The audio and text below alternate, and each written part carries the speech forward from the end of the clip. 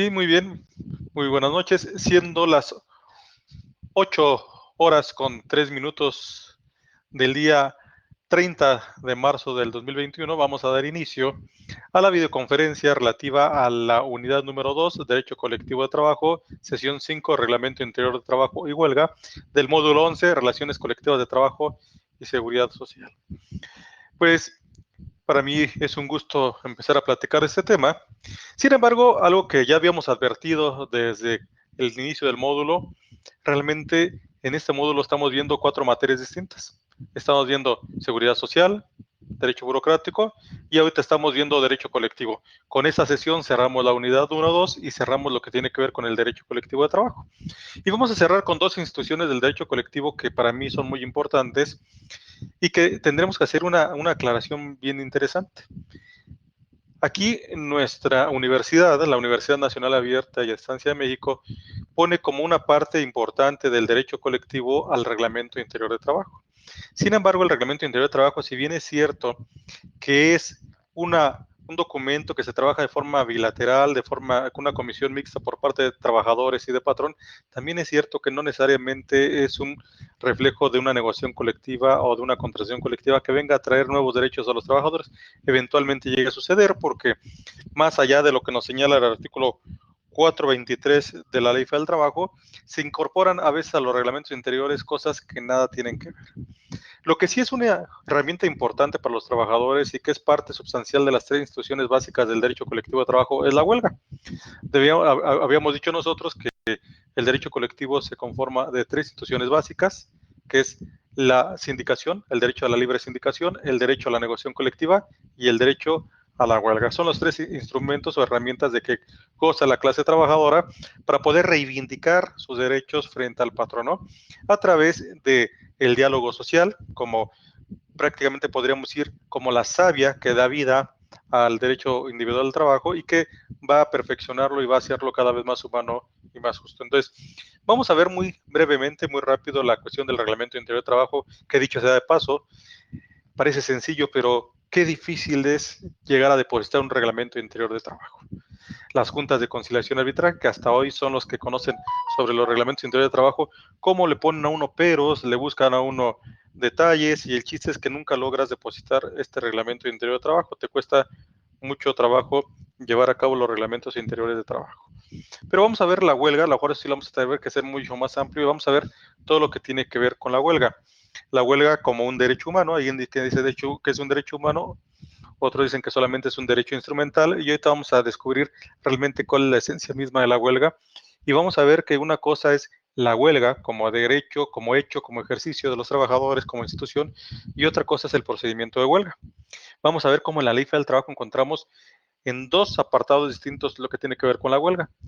Un apartado que tiene que ver con la regulación de la huelga como derecho, como instrumento de la clase trabajadora, que está en la parte sustantiva del derecho del trabajo, de la ley del trabajo, y otro que es el procedimiento de huelga que está en la parte adjetiva, en la parte procesal. Esta parte procesal que va a cambiar mucho y que también cambia mucho en gran medida lo que es la huelga en México, ahora con la creación de los juzgados laborales y que entonces ahora la huelga se judicializa. Es algo que yo en lo personal muy particular, lo digo muy de forma muy personal, yo no estoy de acuerdo con la judicialización de la huelga, porque la huelga realmente tiene que ser un instrumento al alcance de los trabajadores y los patrones, producto de donde van a llevar un diálogo social posiblemente roto y donde el Estado intervenía solamente en el procedimiento de huelga como un tercer actor al que le interesaba la promoción y promover la negociación libre de trabajadores y patrones, y que entonces entraba como un tercero a ese diálogo social tripartita para efecto de buscar la solución de los conflictos. Por eso, ahorita vamos a platicar cómo la huelga realmente era un procedimiento, no un proceso. Vamos a diferenciar proceso, cuestiones jurisdiccionales, procedimiento, cuestiones netamente administrativas. Es decir, en la huelga las juntas de conciliación no entraban como un órgano jurisdiccional a resolver conflictos, sino solamente como garantes del ejercicio de huelga y propiciar precisamente el acercamiento entre patrones y trabajadores. Pero vamos a empezar con la primera institución del día de hoy, que es Reglamento Interior de Trabajo. El Reglamento Interior de Trabajo realmente estamos hablando que son prácticamente 3 o 4 artículos, porque realmente está regulado solamente del artículo 422 al 425 de la Ley Federal del Trabajo, aunque hay un 424 bis, ¿no? Realmente es muy breve lo que tiene que ver con el Reglamento Interior de Trabajo. Pero en sí, ¿qué será el Reglamento Interior de Trabajo? Bueno,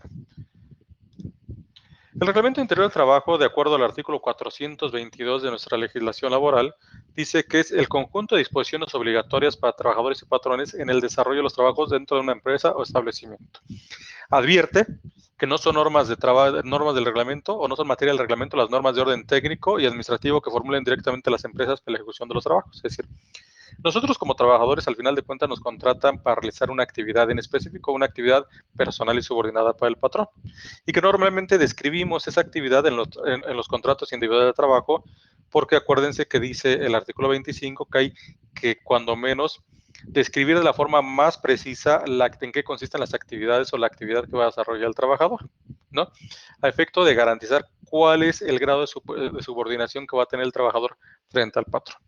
Entonces, otra cosa distinta son las cuestiones de orden técnico y administrativo que dispone el patrón. Yo te contrato para, por ejemplo, manejar una maquinaria pesada, pero hay situaciones que me va a manejar el patrón como cuestiones de orden técnico, cómo voy a agarrar la maquinaria, cómo voy a funcionar con esa maquinaria, las cuestiones de orden administrativo, cómo vas a pedir los insumos, etcétera. Esas son cuestiones de orden distinto que el patrón dentro de sus facultades de dirección y de gestión dentro de la empresa son exclusivamente de él. ¿Quién es el que lleva la administración y dirección de la empresa? El patrón. Por lo tanto, en esa facultad de dirección y de gestión, eh, da directrices de orden técnico y administrativo que tampoco son parte del reglamento interior. Entonces, ¿qué son las cuestiones del reglamento interior de trabajo? Pues son normas que nos van a decir cómo vamos a ejecutar los trabajos dentro de la empresa o establecimiento sin llegar a que sean cuestiones de orden técnico o cuestiones de orden administrativo. Realmente el reglamento interior de trabajo, su función principal es ordenar o disciplinar las actividades dentro de la empresa o establecimiento, no es otra cosa.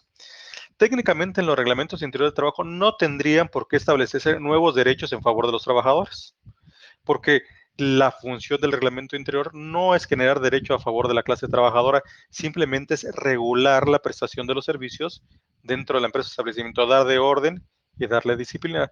Sin embargo, en la práctica cotidiana, en la práctica sindical, en la práctica empresarial, el reglamento interior muchas veces se ha convertido en un verdadero, en un verdadero mecanismo de generación de derecho laboral, es decir, como una fuente formal del derecho al trabajo, porque al final de cuentas, dentro de sus disposiciones, eventualmente se llegan a establecer nuevas disposiciones en favor de los trabajadores o nuevos derechos en favor de los trabajadores, que repito, no deberían de estar aquí. Porque si nosotros analizamos el artículo 423 de la Ley Federal del Trabajo, vamos a ver que son cuestiones netamente de orden, de disposiciones que van a ordenar los trabajos dentro de la empresa establecimiento. Porque dice, por ejemplo, la fracción primera del 423, son, bueno, no es cierto, antes de irnos a esto, la naturaleza jurídica y doctrinas y la legislación extranjera, o cuando menos nacional, dice que los reglamentos interiores realmente solamente responden a dos necesidades. Dice, la necesidad por parte de la empresa que requiere que el trabajo se preste como a ella le interesa, es decir, ordenar, disciplinar los trabajos. La ley establece una distinción. Las normas del reglamento interior establecen la manera en que han de ejecutarse o prestarse los servicios. Y no debe confundirse, decíamos, con los derechos del patrón de emitir el conjunto de órdenes o disposiciones técnicas para ordenar cómo y cuándo deben de prestarse los servicios, normas que no forman parte del reglamento interior de trabajo y que pueden ser fijadas libremente por el patrón. Aquellas normas que puede, o directrices que puede dictar el patrón dentro de sus facultades de gestión y dirección dentro de la empresa o establecimiento. ¿Quién sanciona el reglamento interior de trabajo? Ahorita vamos para allá, Isaí. Y la otra función principal del reglamento, dicen, es el poder disciplinario, que es la facultad que tiene el patrón para disciplinar las faltas y guardar el orden dentro de la empresa o establecimiento. Y sí, vamos a ver cómo ahí se establecen procedimientos para sancionar conductas de de los trabajadores que puedan ser reprochables, pero que no lleguen al grado del despido. Revisen ustedes la Ley Federal del Trabajo y revisen lo que ustedes estudiaron en el módulo 10 que tiene que ver con derecho individual al trabajo. ¿Cuál es la sanción más grave que puede sufrir un trabajador cuando incumple gravemente en sus obligaciones? ¿Cuál será? El despido, ¿sí? la rescisión de la relación de trabajo, la cesación de esa relación de trabajo, decretada unilateralmente por el patrón ante el cumplimiento grave y culposo de las obligaciones del trabajador. ¿Cuáles obligaciones?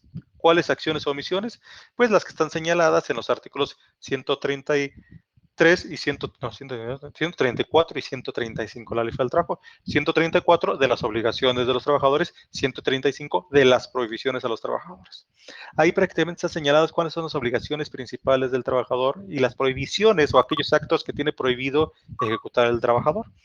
Si ustedes comparan y contrastan el 134 y 135 de la ley con el 47, van a ver que las causas de revisión implican el incumplimiento grave de las prohibiciones y las obligaciones del 134 y 135. Realmente nadie se inventó eso. Lo que pasa es que vamos a ver que no todo es grave. No todo es grave y no todo puede llevar necesariamente a la ruptura de la relación de trabajo porque es el alma del derecho al trabajo. El derecho al trabajo se sustenta en la protección al principio de estabilidad del empleo, a la conservación de los empleos de los trabajadores y realmente señala que solamente puede ser declarada cesada o terminada por una causa grave contempla la ley. Pero entonces, ¿qué pasa cuando los trabajadores incumplen, no de forma grave, pero que llegan a incumplir con sus obligaciones que están en el 134 o llegan a ejecutar acciones prohibidas que están en el 135, pero que no constituyen una acción grave? Ah, bueno, ¿el patrón tendrá facultad o tendrá la posibilidad de sancionarlos? Sí. Esas sanciones y esos procedimientos son parte del reglamento interior de trabajo. Y ahorita lo vamos a ver.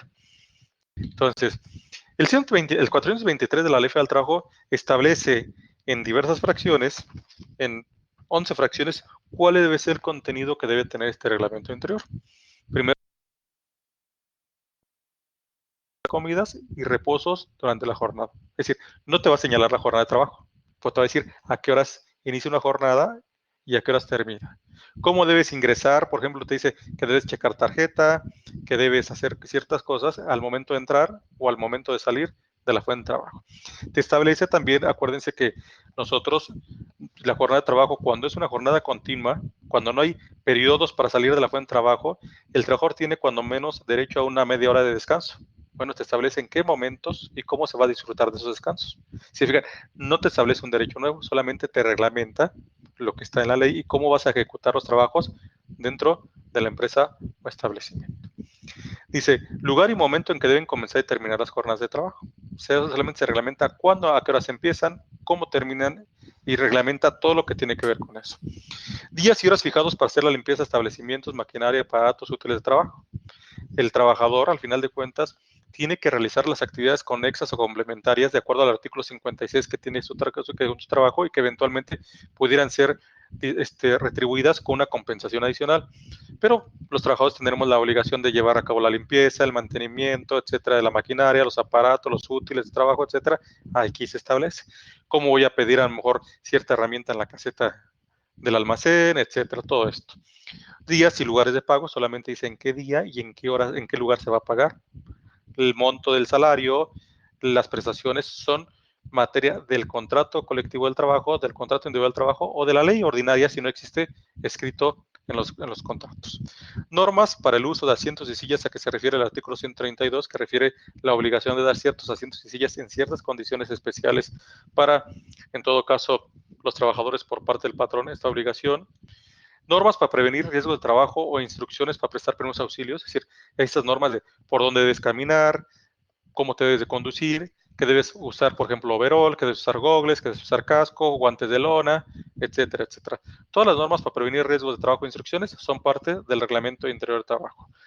Las labores insalubres y peligrosas que no deben desempeñar labores o la protección que deben tener las trabajadoras embarazadas, es decir, acuérdense ustedes que está el capítulo de madres trabajadoras y que se establece ciertas normas de protección como que no pueden empujar cosas pesadas, jalar, levantar, no pueden estar en pie durante determinado tiempo. Bueno, esas normas que tienen que ver con la protección de la mujer, esas se establecen ahí. Tiempo y forma en que los trabajadores deben someterse a exámenes médicos previos o periódicos y las medidas profilácticas que deben que dicten las autoridades. Y aquí está, esto tiene que ver mucho con lo que estamos viviendo ahora. ¿Qué son las normas profilácticas?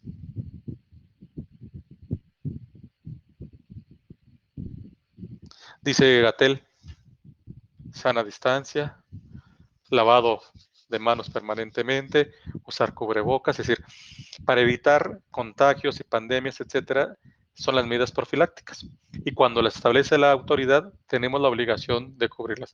Pero no solamente la autoridad, también dentro de la propia empresa se establecen normas profilácticas para evitar contagios, para evitar enfermedades, para evitar riesgos de trabajo. Y los accidentes que eventualmente o periódicamente deben hacerse los trabajadores. También dice que tendrá, fíjense, aquí es la parte no peligrosa, pero la parte que puede llegar a confundirse con cuestiones de prestaciones, en todo caso. Dice, permisos y licencias. Que esta sí puede ser parte, fíjense, parte del reglamento del contrato colectivo de trabajo. El contrato colectivo de trabajo realmente establece la posibilidad de que los trabajadores tengan, adicional a lo que viene en la ley del trabajo, que son las causas de suspensión de la relación de trabajo, otras causas por las que el trabajador eventualmente se puede separar de la fuente de trabajo a través de ciertos permisos, licencias, etcétera, ¿no? Y eso se establece en los contratos colectivos de trabajo. ¿Cuántos de ustedes trabajan? Y, por ejemplo, ¿cuántas personas trabajan? Y, por ejemplo, dentro de su fuente de trabajo, dentro del contrato, dice que tienes derecho, por ejemplo, a tener 3 faltas en un periodo o 3 faltas por semestre con goce de sueldo y que no tienes que comprobarlas. Porque acuérdense que dentro de las prohibiciones de los trabajadores está prohibido faltar sin causa justificada o sin permiso del patrón. Pero eventualmente en los contratos colectivos se establece la posibilidad de que tengas 3 faltas en cada semestre sin necesidad de justificar la falta. Simplemente porque las ocupo, porque me quedé dormido, porque hubo muchas situaciones, se conceden. Faltas, por ejemplo, que tienen que ver con permisos para titularse, para hacer uso de permisos cuando cumples 2 o 3 años, todo eso viene en los contratos colectivos. Pero en los reglamentos interiores de trabajo viene la forma o el procedimiento, cómo vas a solicitar los permisos, las licencias, es decir, ante quién lo vas a hacer, bajo qué requisitos, con qué término, con qué anticipación, etcétera. Ahí viene. Pero lamentablemente o curiosamente, en los lugares donde no hay contratos colectivos de trabajo o habiéndolos, normalmente esas disposiciones se ponen en los reglamentos interiores de trabajo y entonces llegan a configurar verdaderos derechos en favor de los trabajadores. Por lo tanto, por eso los reglamentos interiores se convierten en fuentes formales del derecho del trabajo. Cuando establece ahí que tienes permiso para faltar, que tienes permiso para eso, etcétera, entonces se convierten ahí. La otra dice disposiciones disciplinarias y procedimientos para su aplicación. Y aquí es la parte interesante. Yo les platicaba y aquí dijo perfectamente bien, creo que fue, a ver, ¿quién dijo del despido? Isaí, y lo dijo perfectamente. La única sanción que está contemplada en la Ley Federal del Trabajo para los trabajadores es el despido. Como falta máxima, ¿no? Pero ¿qué pasa si yo incumplo, no gravemente, si incumplo por alguna razón con cuestiones que están contempladas en el 132 como mis obligaciones, no es cierto, 133 como mis obligaciones y 134, bueno, 134, perdón, como mis obligaciones y 135 como prohibiciones? Dice la ley que yo tengo prohibido faltar sin causa justificada a la fuente de trabajo o sin permiso del patrón. ¿Y qué pasa si falta un día? ¿Me pueden correr? Si faltó 2 días, no me pueden correr. Pero estoy incumpliendo, ¿no? Hay una conducta incorrecta. Porque al final de cuentas, posiblemente hoy me puse medio incróspido, dijo medio chispo, decía un abuelito mío, y mañana amanezco súper crudo y no voy a trabajar. Hay una irresponsabilidad de mi parte. Estoy estoy ejecutando una prohibición que está en la ley. Y entonces me quedo así nada más. Pues hay una sanción, pero la primera sanción es que día no trabajado, día no pagado, ¿no? Pero entonces a lo mejor el patrón sí podrá sancionarme. Sí, adelante, José Luis. Sí, profesor, inclusive en algunas empresas en reglamentos señalan por los retardos, 2 o 3 retardos, quitan un día aunque uno vaya y no lo pagan. Bueno, pero ahí es incorrecto, ¿eh? Te deberían de descansar. O sea, si tú tienes 3 retardos, yo te descanso un día, porque fíjate lo que dice ahí. Ahorita vamos a ver lo que dice ahí. Yo te descanso un día y al no trabajarlo, te lo descuento, o sea, no te lo pago, pierdes. Tendrás que perder. Adicional. adicional de los descuentos que tenga, porque a lo mejor yo puedo pagarte solamente el tiempo efectivo de la jornada. Pero una conducta incorrecta, porque está prohibido para los patrones establecer sanciones a los salarios de los trabajadores o multas, y eso es una multa, es una sanción, es incorrecto, que faltas, tienes 3, 4 retardos, te hago trabajar y te descuento un día. No, porque te estoy multando el salario. Te estoy multando el salario. Eso está prohibido para los patrones. Los patrones no pueden compensar el salario, multarlo, hacer descuentos de los que no estén contemplados en las normas de protección al salario.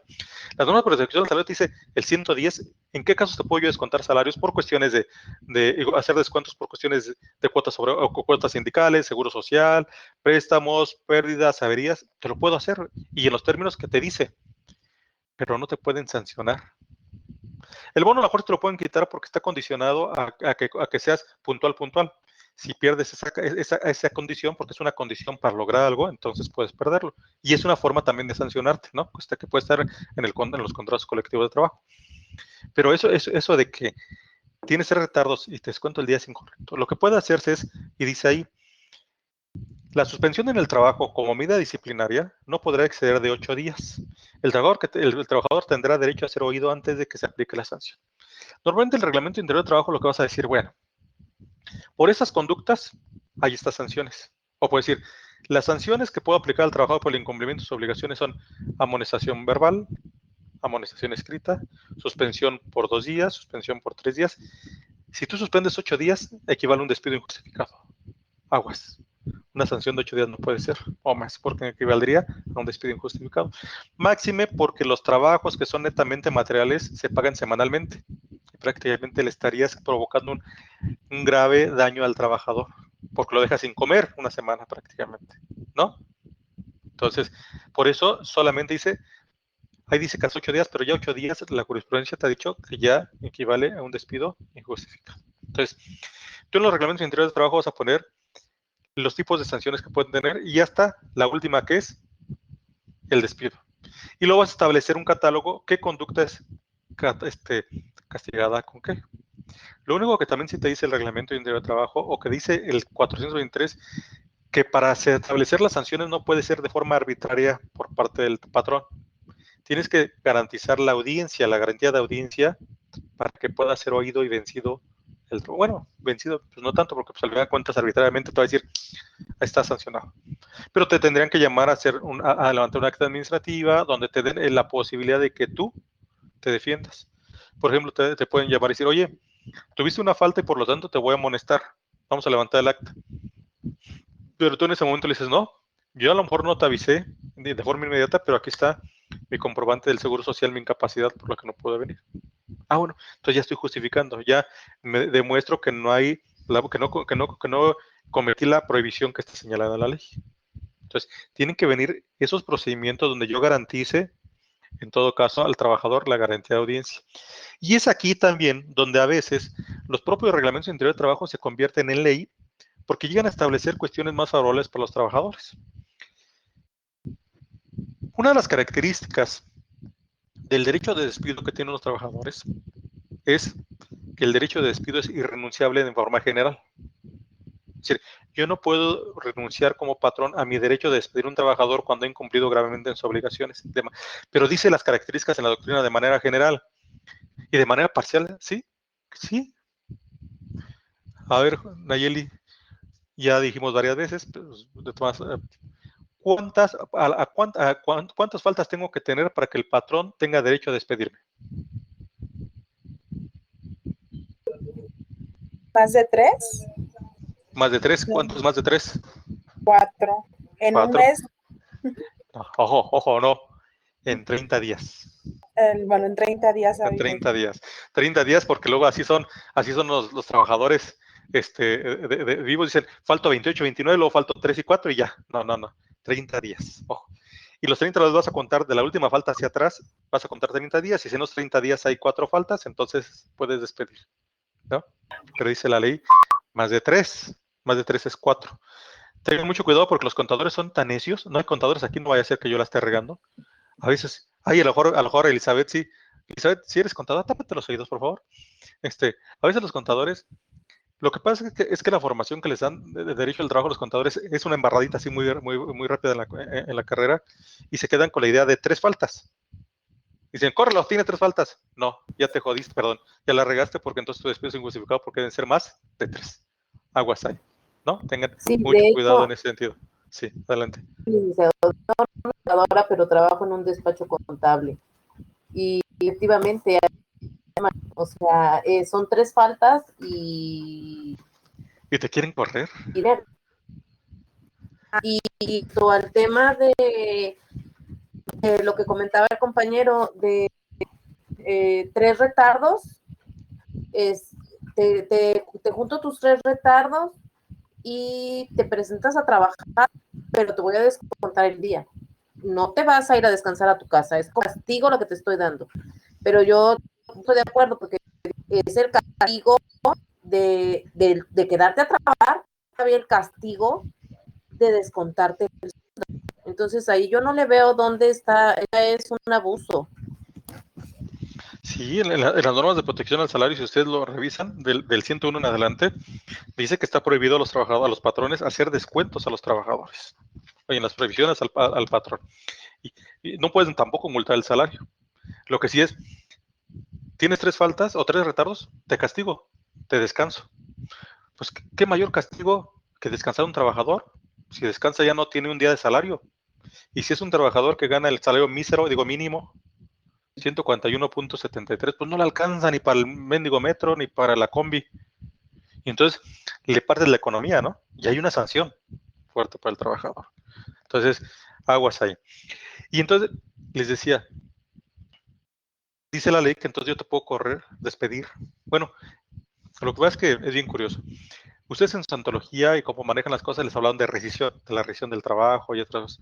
Yo normalmente, siguiendo a Jorge García Ramírez y a Roberto Muñoz Ramón, yo a la rescisión que decreta el patrón le llamo despido, porque no te dicen, vengo a rescindirte la relación, estás despedido, agarra sus chivas y sáquese por allá. Y cuando llegas con tu familia dicen, es que me corrieron, me despidieron. No dices, me rescindieron la relación de trabajo, ¿no? Realmente en la práctica laboral es, me despidieron. Bueno, sí, puede el patrón renunciar al derecho de despedir, en la forma general no, pero parcialmente sí. Y es aquí donde, les digo, se convierte en verdaderos derechos para los trabajadores. ¿Por qué? Porque el patrón puede poner dentro de las sanciones y las conductas que el patrón te podrá despedir por tener más de 6 faltas en un periodo de 30 días. Entonces quiere decir que ya no te puedo correr a la cuarta, ya no te puedo correr a la quinta, ya no te puedo correr a la sexta, sino hasta la séptima. Si parcialmente renuncié a mi derecho a despedirte, cuando tengas 4, 5 y 6. Y eso es válido. Pero además, normalmente establecemos en los reglamentos procedimientos para poderte sancionar y despedir.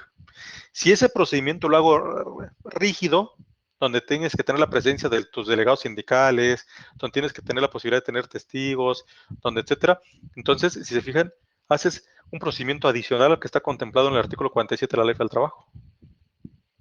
Y entonces se convierten en derechos de los trabajadores porque entonces aquel acto de despido que lleve yo a cabo sin seguir los procedimientos que están en el reglamento son nulos. Se convierte en un despido nulo y por lo tanto es un despido injustificado. Y por último dice, las demás normas necesarias y convenientes de acuerdo a la naturaleza de cada empresa, establecimiento para conseguir la seguridad y regularidad del desarrollo de los trabajos. Realmente esa es la intención del reglamento interior, no puede ser otra. Si se fijan, son cuestiones netamente de funcionamiento normal dentro de la empresa de establecimiento para la ejecución de los trabajos. Sin embargo, el artículo 424, reformado ahora con la ley de reforma del 1 de mayo del 2019, establece cómo ha de llevarse a cabo la formación de ese reglamento interior de trabajo. Primero, el reglamento interior de trabajo no puede ser un desarrollo unilateral del patrón, como aquel reglamento de empresa que existía cuando viene la conformación del derecho al trabajo, cuando se empieza a formar allá por el siglo XIX, sino que debe ser la formulación de forma mixta, no sindical, ojo. Puede eventualmente, habiendo sindicatos, ser el que formule, el que nombre los representantes para la comisión mixta y formular el reglamento interior de trabajo. Pero el reglamento interior de trabajo no puede estar supeditado a la existencia de una coalición de trabajadores o a la existencia de un sindicato. Simplemente debe ser un instrumento que nos sirva para reglamentar los trabajos dentro de ese establecimiento. Por lo tanto, tampoco puede ser de forma unilateral por parte del patrón. Entonces, la ley, el artículo 424, dice que debe formarse una comisión mixta paritaria, igual número de representantes del patrón y igual número de representantes del trabajador.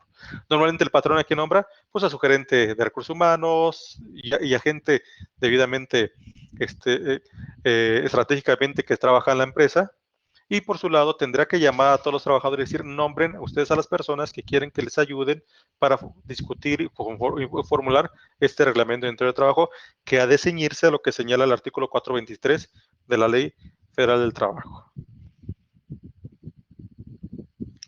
El reglamento interior es para todos, eventuales, no eventuales, para todos. Es para reglamentar la prestación de servicios entre empresas de establecimiento.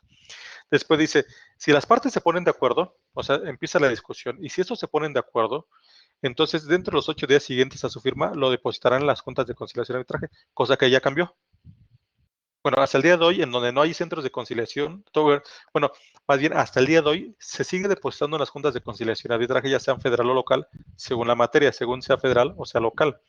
Si es una empresa que se dedica a las actividades del 427 de la Ley Federal del Trabajo, pues será federal. Todo lo que no está ahí, por exclusión, es materia local, es materia del foro común. Entonces, una vez que pongo de acuerdo, voy a la Junta de Conciliación y Arbitraje y solicito el depósito del reglamento interior, lo sancionan de legal y se tiene por depositado, y a partir de ahí se convierte en norma, a partir de ahí entra en vigor. Sin embargo, ahora con la formación del Centro Federal de Conciliación y Registro Laboral, esto se va a hacer frente al Centro Federal de Conciliación y Registro Laboral. Ya no van a ser las juntas de conciliación. Las juntas de conciliación, aparte de desaparecer, pierden toda facultad de registral. Por lo tanto, a partir del 1 de mayo de este año, será competente el Centro Federal de Conciliación y Registro Laboral, porque entra en funciones ya registrales, netamente registrales el Centro Federal de Conciliación y Registro Laboral. Esto corresponderá exclusivamente a la Federación, el registro de los reglamentos interiores de trabajo. Dice, no producirá ningún efecto legal las disposiciones contrarias a esta ley, a sus reglamentos y a los contratos colectivos y contrato de ley. No pueden contener los reglamentos renuncias a ningún tipo de derecho. Por lo que si fuera así sería nulo, o si contraviene lo dispuesto en el artículo 423 de la Ley del Trabajo. Y señala que tanto los trabajadores como los patrones podrán solicitar en cualquier momento a la Junta de Conciliación o al tribunal ahora, o los tribunales o los juzgados, que subsanen las omisiones del reglamento o se revisen las disposiciones contrarias a la ley y las normas. Es decir, aunque el reglamento interior no es como el contrato colectivo que va a estar revisando cada determinado tiempo, que tiene un periodo de vigencia, el reglamento interior eventualmente los trabajadores y patrones sí pueden ponerse de acuerdo y solicitar su modificación y su revisión, o que subsanen omisiones que tenga dicho reglamento. Sin embargo, en el 2019 se adiciona el artículo 424 bis que dice, el Centro Federal de Conciliación y Registro Laboral hará pública para su consulta de cualquier persona el texto íntegro de los reglamentos interiores de trabajo que se encuentren depositados ante esta autoridad registral. Asimismo, deberá expedir copia de dichos documentos en los términos de la Ley de Transparencia y Acceso a la Información Pública. Es decir, cualquiera que se lo solicite va a poder tener acceso a esos reglamentos. El texto íntegro de los reglamentos interiores de trabajo deberá estar disponible de forma gratuita en los sitios de Internet del Centro Federal de Conciliación y Registro Laboral. Y por último, los reglamentos interiores de trabajo, una vez que se depositen ante la Junta de Conciliación y Arbitraje al Centro Federal de Conciliación y Registro Laboral, tendrán que publicarse, o más bien tendrán que imprimirse y repartirse entre los trabajadores, darle a cada trabajador un ejemplar y publicarse o fijarse en lugares visibles de la fuente de trabajo, para que la gente lo conozca. En realidad, incluso tendrías que, si quieres no poner todo el reglamento, sí pegar las disposiciones del reglamento en las áreas, por ejemplo, lo que tiene que ver con el uso del comedor, si haces eso, poner ahí cuáles son las reglas del reglamento, la cuestión de uso de equipo, etcétera. Todo tiene que estar debidamente publicitado y tiene que entregársele un ejemplar a cada trabajador. Y en realidad también cada trabajador que fuera contratado tendrían que, si hay reglamento en el área de la empresa, entregarles el momento de contratación un reglamento para que sepa cuáles son las disposiciones en todo caso. Entonces, ¿cuáles son las formalidades que debo yo de cumplir para la elaboración del reglamento? Dice, primero, pues debe elaborarse bilateralmente. Ya decíamos, trabajadores, patrones, mediante una comisión mixta. debe estar escrito para que se pueda depositar en la Junta, y una vez que se llegue a un acuerdo, tendrá que depositarse en la Junta de Conciliación y Arbitraje Federal Local, ahora, a partir del 1 de mayo, al Centro Federal de Conciliación y Registro Laboral. Y que se le dé publicidad, fijando en lugares visibles de la empresa y entregándole uno a cada trabajador para que esto sea vigente.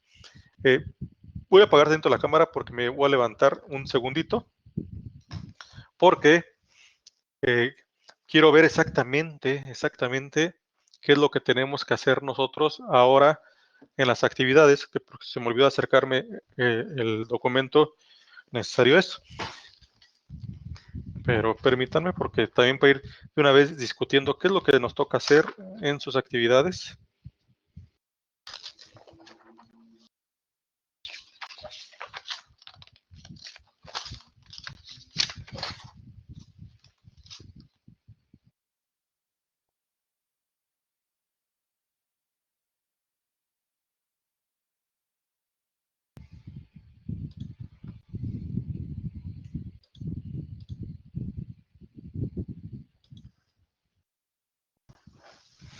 Bueno, la actividad 1 va a ser sobre la huelga. Ahorita platicamos de esto.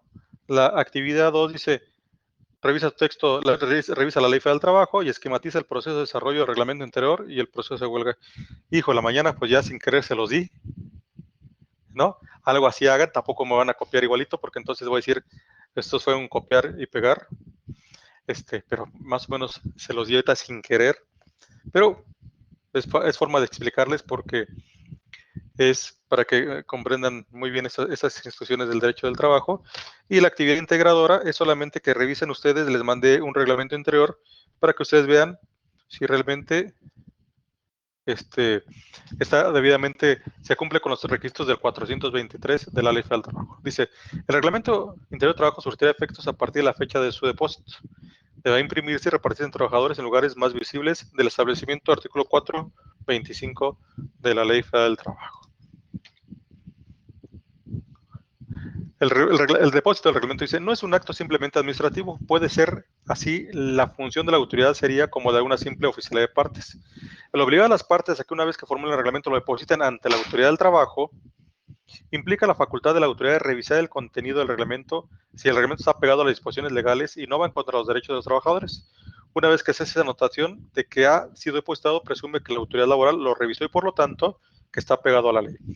En los reglamentos interiores de trabajo, fíjense que es bien complicado depositarlos, Siempre que depositamos un contrato, se mete la ley federal del trabajo, la Junta de Conciliación y la autoridad registrada a revisar, y siempre dicen, es que no está bien establecido esto es contrario a la ley, etcétera.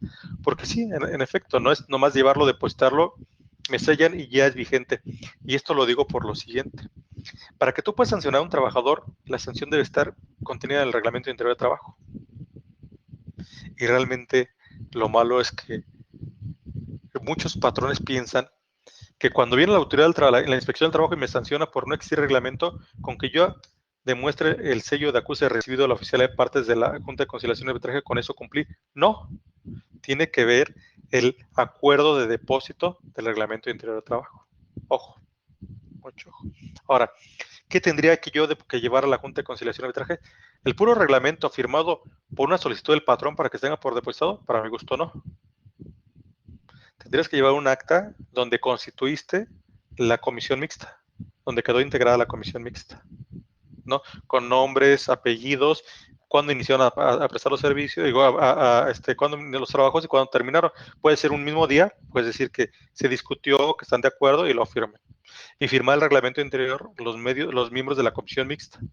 Y hacer entonces sí, esos miembros, la solicitud a la Junta de Conciliación y Arbitraje, o ahora al Centro Federal de Conciliación y Registro Laboral. Jerarquía del reglamento dentro de la institución de derecho del trabajo, pues prácticamente está solamente por encima del contrato individual, pero que en realidad, acuérdense que la cuestión de las jerarquías en materia de derecho del trabajo no es tan rígida, porque siempre vamos a preferir aquello que tenga mayores beneficios para el trabajador, ¿no? Si las disposiciones del reglamento llegan a constituir derechos a favor de los trabajadores, entonces y esos derechos son mayores incluso a la propia Constitución, pues serán la norma aplicable en todo caso. Esto ya lo vimos. Y esto es el reglamento interior. ¿Alguna duda hasta aquí?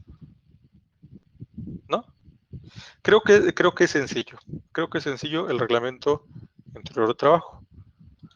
Bueno.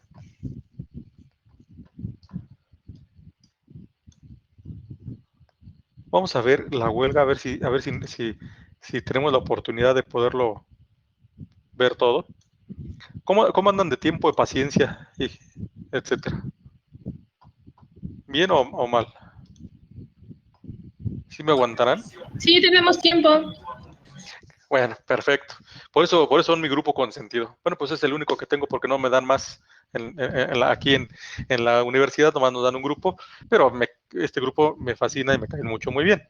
Entonces, fíjense, vamos a hablar de la huelga, de este derecho maravilloso que es la huelga, y que en realidad, pues es algo, a mí me apasiona mucho porque yo me ha tocado como abogado insistir huelgas, terminar huelgas y estar ahí. El abogado en la huelga, en la negociación colectiva, debe ser como solamente el asesor, de estar detrás de bambalinas, porque al final de cuentas la huelga es un instrumento, no es un derecho propiamente dicho. Está la discusión si la huelga es un derecho humano o no lo es. Y yo pensaría que no, el derecho humano es el derecho al trabajo digno, al trabajo decente, con las características que señala el artículo 2 de la Ley del Trabajo, y la huelga solamente es un instrumento que nos va a servir para poder hacer válidos cada vez más humanos y más justos los derechos individuales. Y es un vehículo o un motor que nos va a servir para llevar a cabo la negociación colectiva y la contratación en un momento dado. Porque decíamos, no es lo mismo negociación colectiva, no es lo mismo contrato, no es lo mismo diálogo social. El diálogo social es la savia, la sangre, lo que le da contenido a la negociación colectiva. La negociación colectiva es el procedimiento para llegar a los contratos o los acuerdos, y el acuerdo precisamente son los contratos colectivos de trabajo donde se establecen los derechos. Y entonces, aquí lo interesante es que yo como sindicato, mi función es el estudio, mejoramiento y defensa de los intereses que represento, de la clase trabajadora legítimamente representada, no como ha venido siendo últimamente, que los líderes sindicales son los que deciden absolutamente todo. Bendita reforma laboral, porque ahora habrá que consultar mediante voto libre, universal, secreto y directo, a la base si acepta o no las modificaciones a los contratos colectivos y a los contratos ley, o a los contratos colectivos en su firma original y a las modificaciones que se establezcan en esto. Entonces, ese contrato colectivo debe ser producto del ejercicio de la libre sindicación.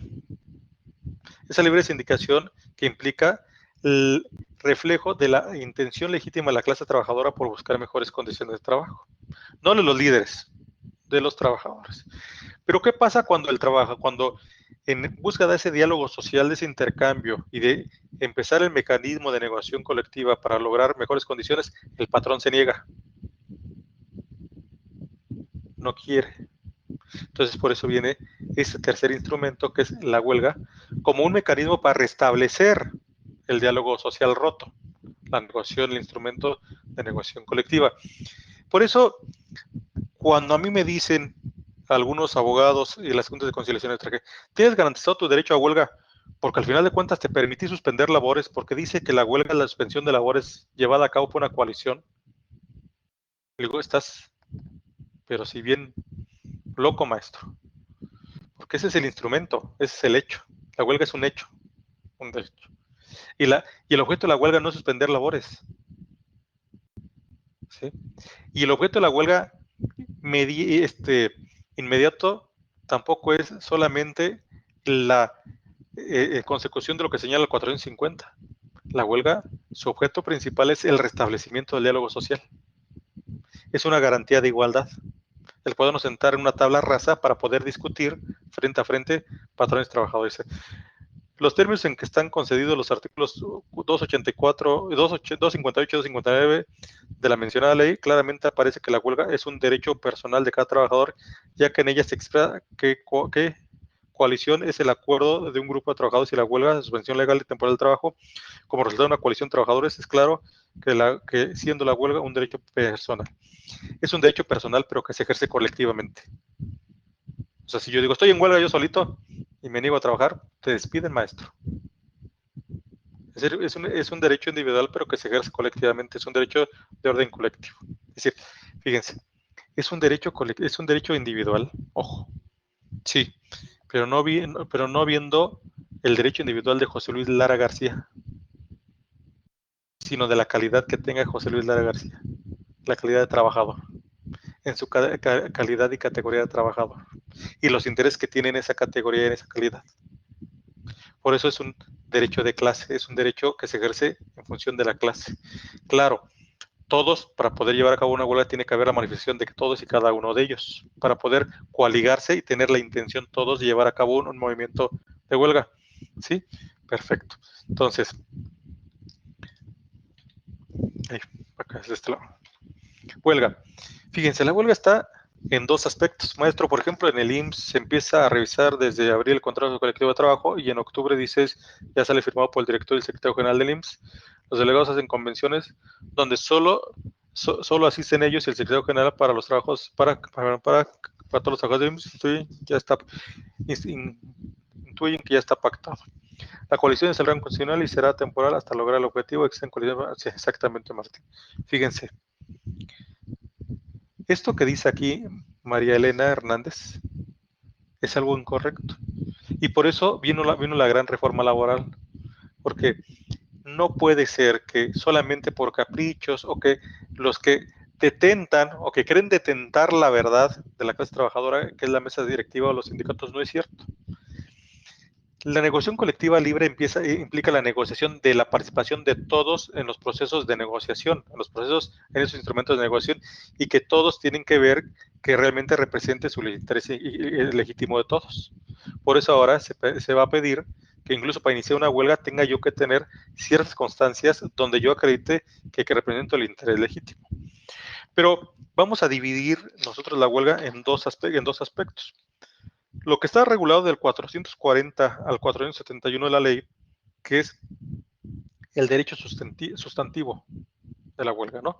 Es la regulación de ese derecho que tenemos para negarnos a trabajar y poder obligar al patrón a sentarse en una mesa y poder discutir los objetos de la huelga que están en el 450 de la Ley Federal del Trabajo. Es decir, ¿por qué puedo llevar a cabo yo este instrumento? Y lo que está del 920 al 938, que es el procedimiento de huelga. Ojo, una cosa es la huelga y otra cosa es el procedimiento de huelga. La huelga es ese ejercicio natural, es ese hecho llevado por parte de los trabajadores para poder suspender las labores cuando las condiciones no son favorables o el patrón se niega a establecer el diálogo social para lograr los objetivos del 450. Y otra cosa son los mecanismos o los instrumentos que me dota la ley para que me acompañe el Estado y seguir ciertos pasos para poder llevar a cabo la suspensión de labores. Realmente la huelga no es huelga, sino que hasta que suspendo labores. Antes, si hay un periodo de prehuelga y hay un procedimiento de huelga, pero no es huelga en sí. La huelga es solamente cuando yo ya estallo, cuando yo ya suspendí labores, cuando yo ya puse banderas rojinegras. Lo antes es el procedimiento de huelga, que es un aspecto procesal que está del 920 al 938 de la Ley Federal del Trabajo. Si ustedes empiezan a leer del artículo 440 en adelante, van a ver que hay un sinnúmero de artículos que es el 452 al 458, del 460 al 465, del 470 al 471, que dice derogado, derogado, derogado, derogado. ¿Qué fue lo que derogaron ahí? En 1980 incluso. ¿Qué fue lo que derogaron? Derogaron el procedimiento de huelga. Ahí está lo que hoy en día está regulado del 920 al 938, porque la Ley Federal del Trabajo del 70 no teníamos 900 y tantos artículos. Son las adecuaciones que han venido. No llegamos al número 900, eran 880 creo artículos los que en la ley original. Lo que pasa es que alguien pensó, y pensó muy bien, en una gran reforma procesal del 80, que dijo, esto es procedimiento y no tiene por qué ser en la parte sustantiva, hay que llevarlo a la parte adjetiva. Por eso, realmente lo que está del 920 al 938 es lo que estaba en esos artículos que ustedes ven derogados aquí, porque se separó la parte sustantiva de la parte adjetiva. Y ahorita muy rápidamente vamos a ver de la huelga registros de fondo y forma. Vamos a ver qué tipo de derecho es, si es un derecho natural, si es un derecho penal, si es un ilícito civil, si es un derecho individual, como bien lo decía ahorita aquí sus compañeros, si es un derecho colectivo, Vamos a ver el fundamento y justificación de la huelga. Vamos a ver la clasificación en huelgas existentes, inexistentes, justificadas, injustificadas, lícitas o ilícitas, y cómo termina la huelga, ¿no? Como si son 4 supuestos que pueden terminar la huelga en todo caso.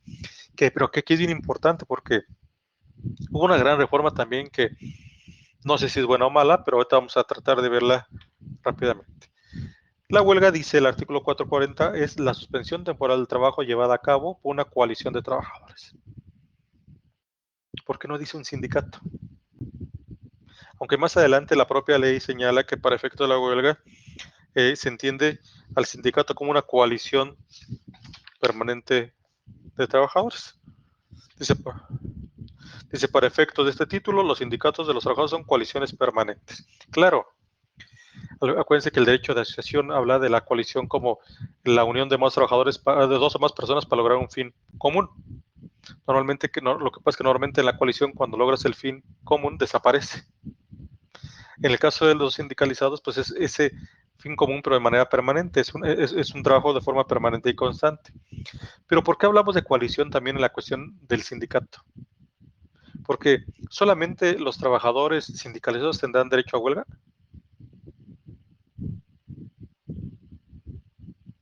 Es decir, si en una empresa o establecimiento hay 500 trabajadores, de los cuales solamente hay 380 sindicalizados y 120 no, los 120 que no son sindicalizados no tienen derecho a irse a huelga. Y esa es una discusión constante con los patrones, por los patrones. Bueno, a ver, tú no estás sindicalizado, maestro, tú te pones a trabajar o te despido. ¿Será cierto?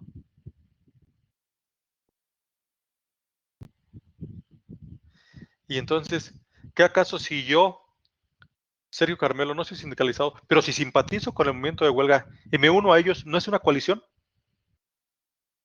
¿Y no tengo yo derecho a coaligarme con otros para la defensa de mis intereses?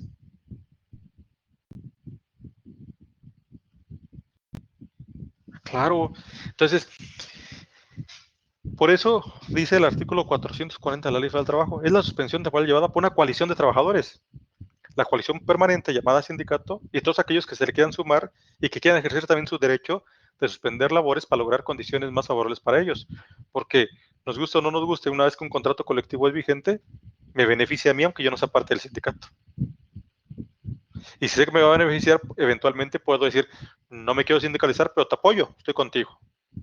Por eso a veces me peleo, es más, me he peleado y casi me he agarrado a moquetes con representantes patronales donde yo trabajo, porque nos hemos ido a huelga, porque soy profesor también en una universidad pública, y en eso los directivos van, a ver, profesores interinos no pueden irse a huelga, a trabajar. Y le digo, ¿por qué los obligas a trabajar? Es que ellos no tienen derecho a la huelga, ¿y dónde dice que no? Dice el artículo 2 que el trabajo digno y decente, entre tantas cosas, corresponde el derecho a huelga. Entonces, quiere decir que es todos, ¿no? Y además el 440 no dice, es la suspensión de trabajo llevada a cabo por los sindicalizados, dice, por una coalición.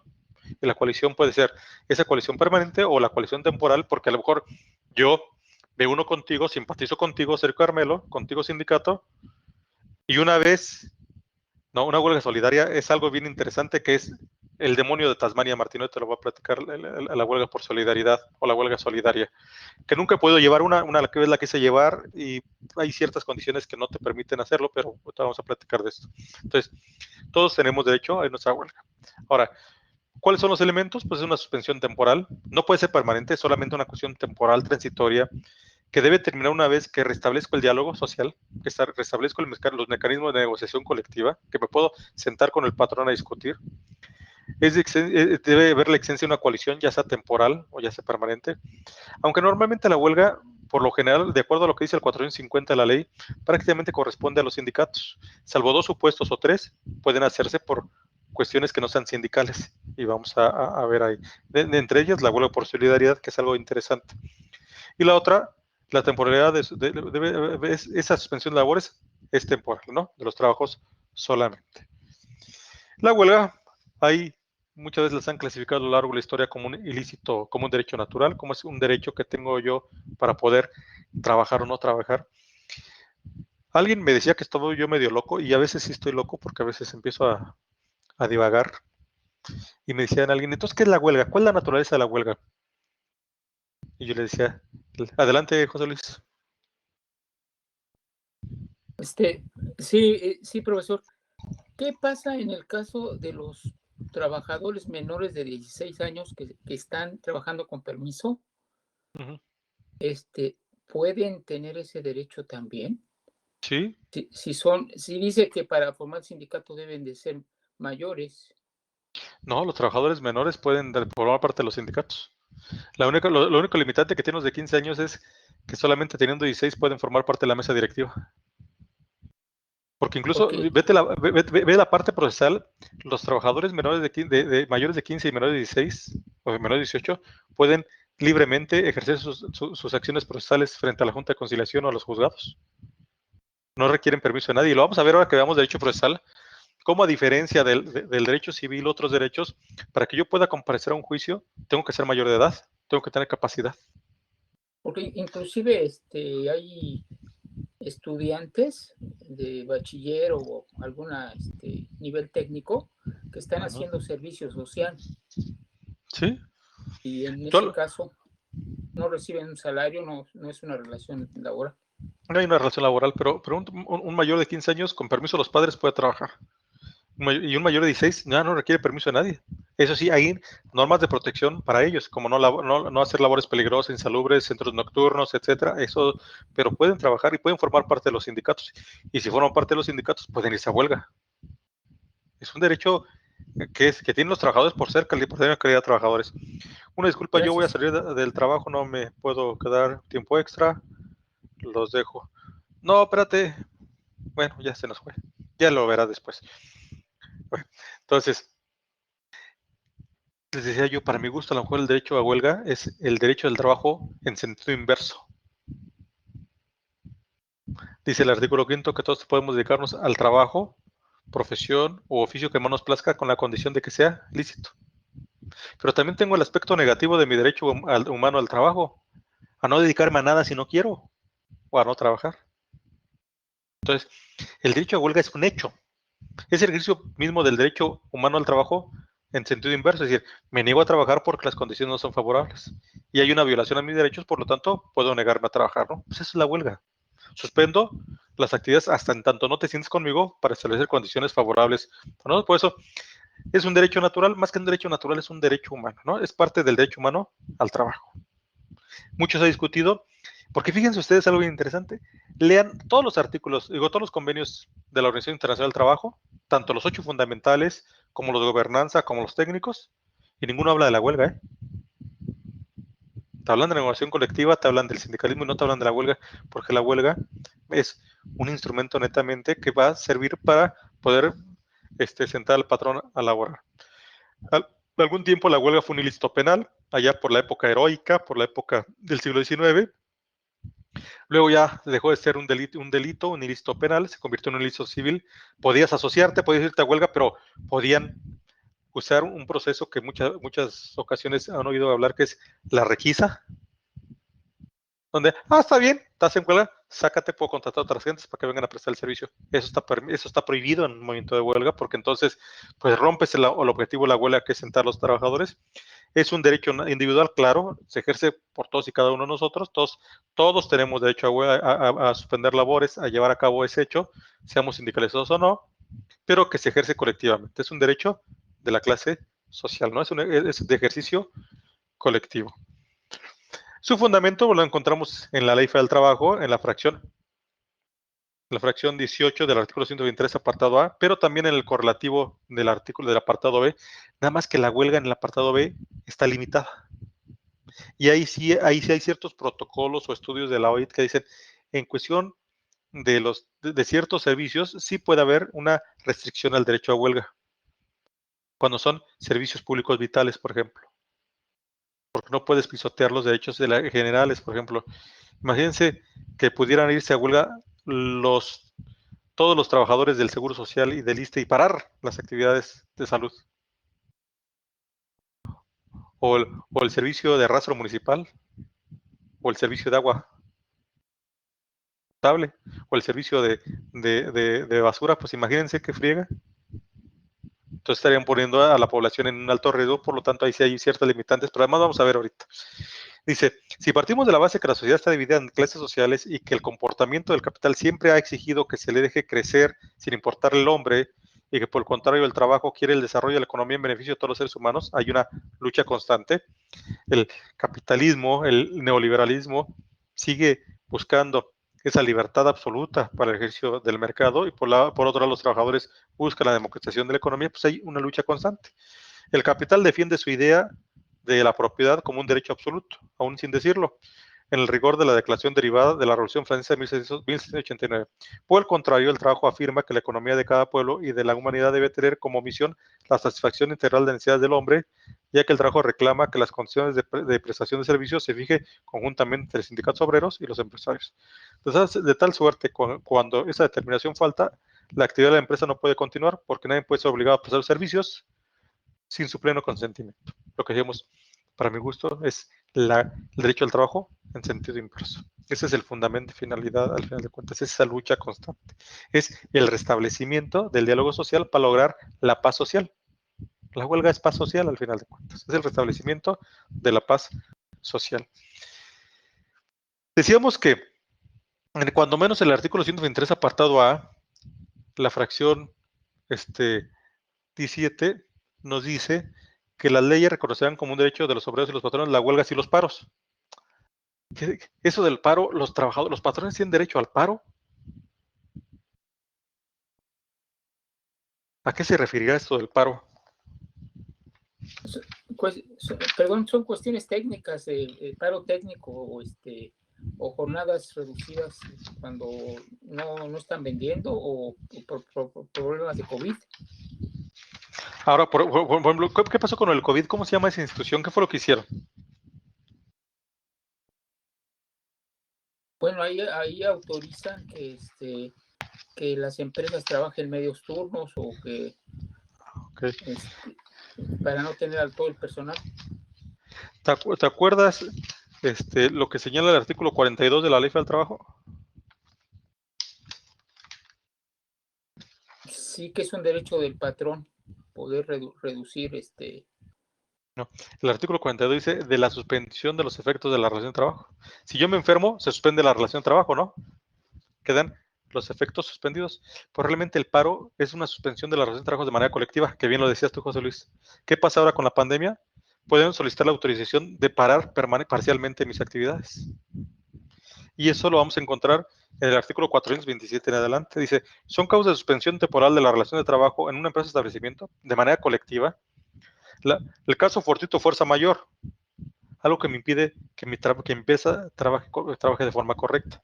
Y decías tú de paros técnicos, el exceso de producción en la relación de trabajo, con relación a sus condiciones económicas y circunstancias de mercado, la incosteabilidad de la naturaleza temporal, notoria manifiesta la explotación, es decir, pues técnicamente no me es viable. Solicito un permiso y tengo derecho al paro, que es a lo que se refiere como paro. Tienes toda la razón. ¿Sí? A eso refiere. O sea, se reconoce esa posibilidad para los patrones en el 123 y que después en la ley se ve en el 427, 429, incluso lo de la pandemia, ¿no?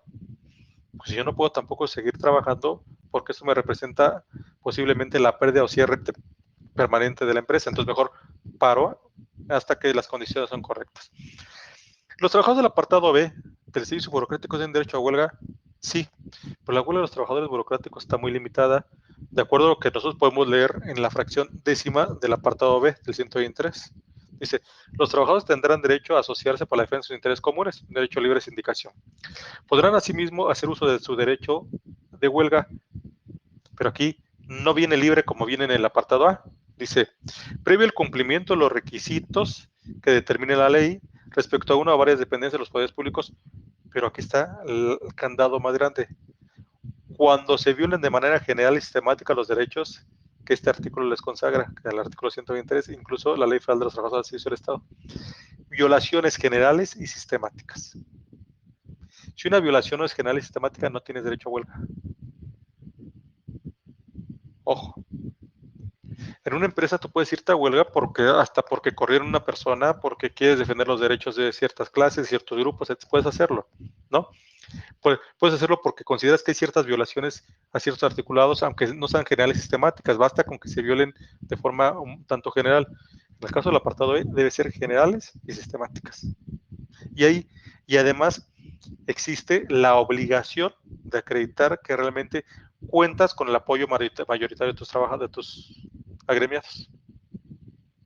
Fíjense, pero el 120, pero el servicio burocrático sí te dice que tienes que acreditar que tienes el apoyo mayoritario. El 920, si se fijan, no viene como requisito que yo lo acredite. Pero sí dice la ley que para llevar a cabo una huelga debe ser llevada a cabo por la mayoría de los trabajadores. ¿Sí o no?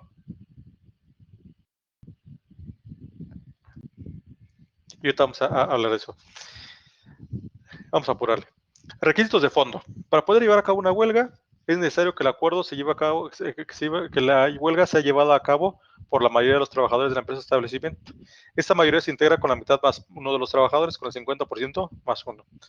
Dice la fracción segunda del 425 y del 451, se concede a la mayoría del derecho absoluto para no trabajar inclusive sobre el derecho de la minoría.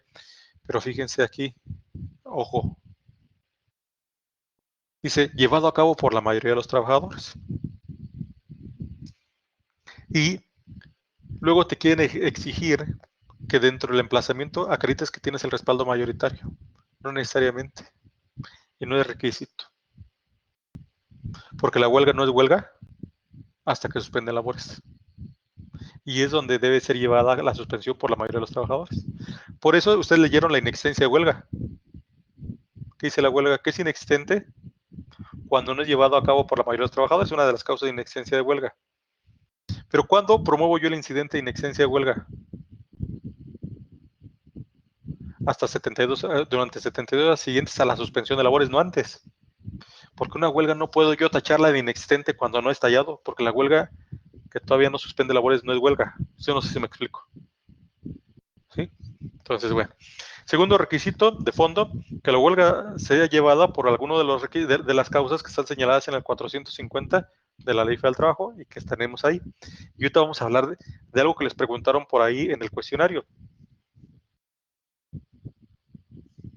Ok. Dice, primero, conseguir el equilibrio entre los diversos factores de la producción armonizando los derechos del capital y el trabajo, o el trabajo y el capital. Esa es la causa genérica de huelga. Porque si se fijan, todo lo demás realmente implicaría ese equilibrio, es buscar el equilibrio, ¿no? Pero que queda abierto para que si por alguna razón distinta a las que están señaladas de la fracción segunda a la séptima, algo pudiera producir un desequilibrio, pudiera yo irme a huelga para lograr el diálogo social y a partir del diálogo social restablecer las condiciones, la paz social o solucionar el conflicto. Por eso los sudamericanos a la huelga no le llaman huelga, como institución le llaman conflicto, ¿no? Porque al final de cuentas lo que va a generar esa necesidad de dialogar, de discutir, de sentarse es un conflicto. ¿Qué es un conflicto? Pues la contradicción de intereses, el no ponerse de acuerdo, el no coincidir en algo. Los conflictos normalmente, ¿cómo solucionan ustedes sus conflictos cuando se pelean con la esposa? Dialogando, ¿no? Bueno, no es cierto, hay que dejarlas porque luego sale peor la cosa, ¿no? Pero realmente es dialogando, es, ay, perdóname, la regué y ella a la mejor te dice otra cosa, llegan a un punto medio y se solucionan. Cuando te peleas con un amigo, los conflictos se solucionan principalmente a través del diálogo, de la comunicación, de intercambio de datos, de ideas.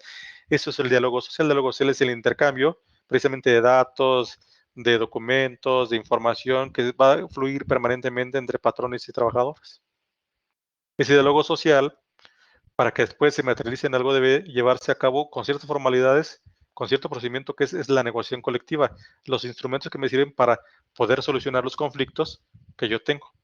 Y la contratación colectiva pues, es el resultado de ese diálogo, de ese intercambio permanente. Entonces, cuando hay un desequilibrio en la empresa, pues lo principal es dialogar y es buscar el diálogo y buscar la solución. Segundo, dice, obtener del patrón o patrones la celebración de un contrato colectivo de trabajo y exigir su revisión al término del periodo de vigencia. O sea, yo puedo emplazar a huelga porque no me dijeron contrato colectivo o para solicitar su revisión dentro de los dos, antes del término de 2 años, ¿no? Decíamos. Tercero, obtener de los patrones la celebración del contrato de ley y exigir su revisión antes del término de vigencia. Cuarto, exigir el cumplimiento del contrato colectivo o el contrato o las empresas cuando hubieran sido violadas, cuando podemos demandar la huelga o iniciar la huelga por violaciones al contrato colectivo o al contrato ley. Que es bien interesante porque cuando menos la fracción 2 y tercera, sí tengo que someterme a ciertos términos establecidos en la ley, cuando menos 60 días antes del cumplimiento de 2 años o 30 días antes del cumplimiento del año para los salarios. Si no lo hago, me precluye el derecho y ya tengo que esperarme al siguiente porque se prorroga las condiciones. En el caso de las condiciones de trabajo, no tengo que hacerlo con ese tiempo de anticipación. Nada más sí tengo que tener cuidado que el emplazamiento al patrón se le haga con el término que dice la ley, con 10 días. Que cuando menos con 10 días de anticipación le avise que voy a suspender labores. Ahí tengo que yo nomás medir los tiempos.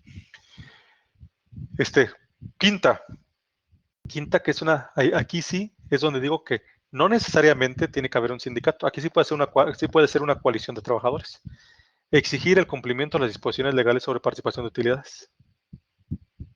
Ahí no necesariamente debe haber un sindicato. Puedo tener una coalición temporal donde yo emplace al patrón a huelga para que me fije la comisión mixta y hagamos el procedimiento señalado en la ley del trabajo para el reparto de utilidades y me haga el reparto de utilidades. Y esa es la huelga por solidaridad que les pregunta, ¿no? A ver, creo que dice acá. ¿Por qué la huelga representa un derecho? Ya lo dijimos. ¿Cuáles son los objetivos de la huelga? 450 de la ley del trabajo. Ay, ya le estoy dando las respuestas. Bueno, ¿qué requisitos solicita? Lo estamos viendo ahorita. Explica el procedimiento. Entonces, lo estamos viendo. ¿Qué es la huelga por solidaridad?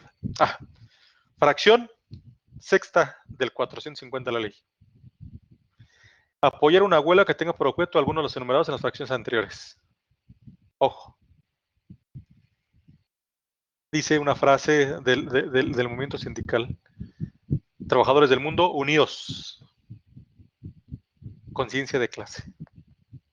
¿Qué pasa si yo veo que un movimiento de huelga ya se hizo eterno porque el patrón no se quiere sentar a trabajar, a dialogar?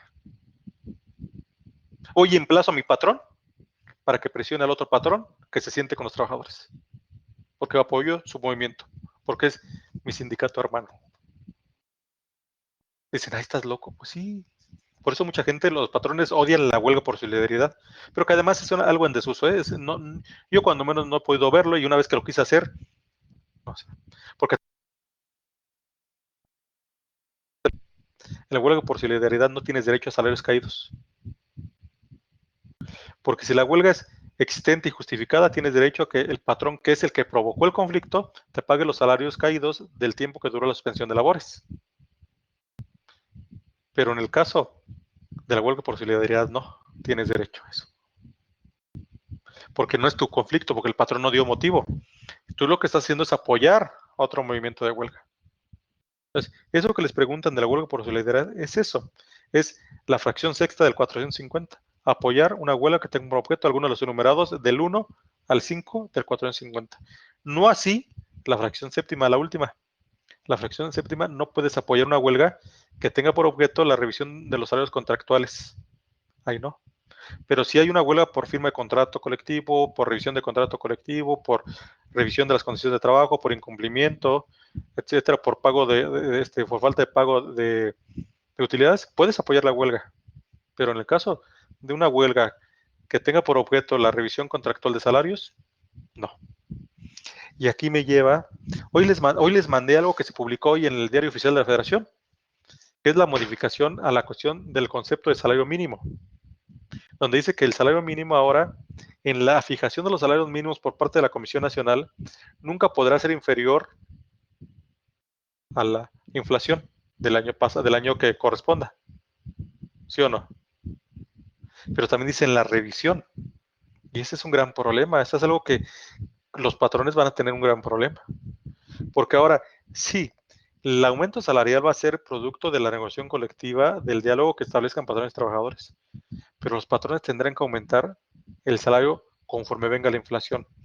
Pero a ver, yo quiero pensar, ¿qué pasa si a mí como empresa la inflación de este año es tal que incluso hasta a mí me empieza a poner en un problema grave las finanzas de la empresa? ¿No? Porque la inflación va a provocar que mis insumos, que mi materia prima, que los precios de producción se me encarezcan. ¿Y cómo lo voy a hacer para poder producir lo suficiente y que me permita también nivelar los salarios de los trabajadores? Ese va a ser un gran problema en todo caso. O habrá que buscar los mecanismos para solucionar ese problema. Requisitos de forma, 920. Pliego petitorio.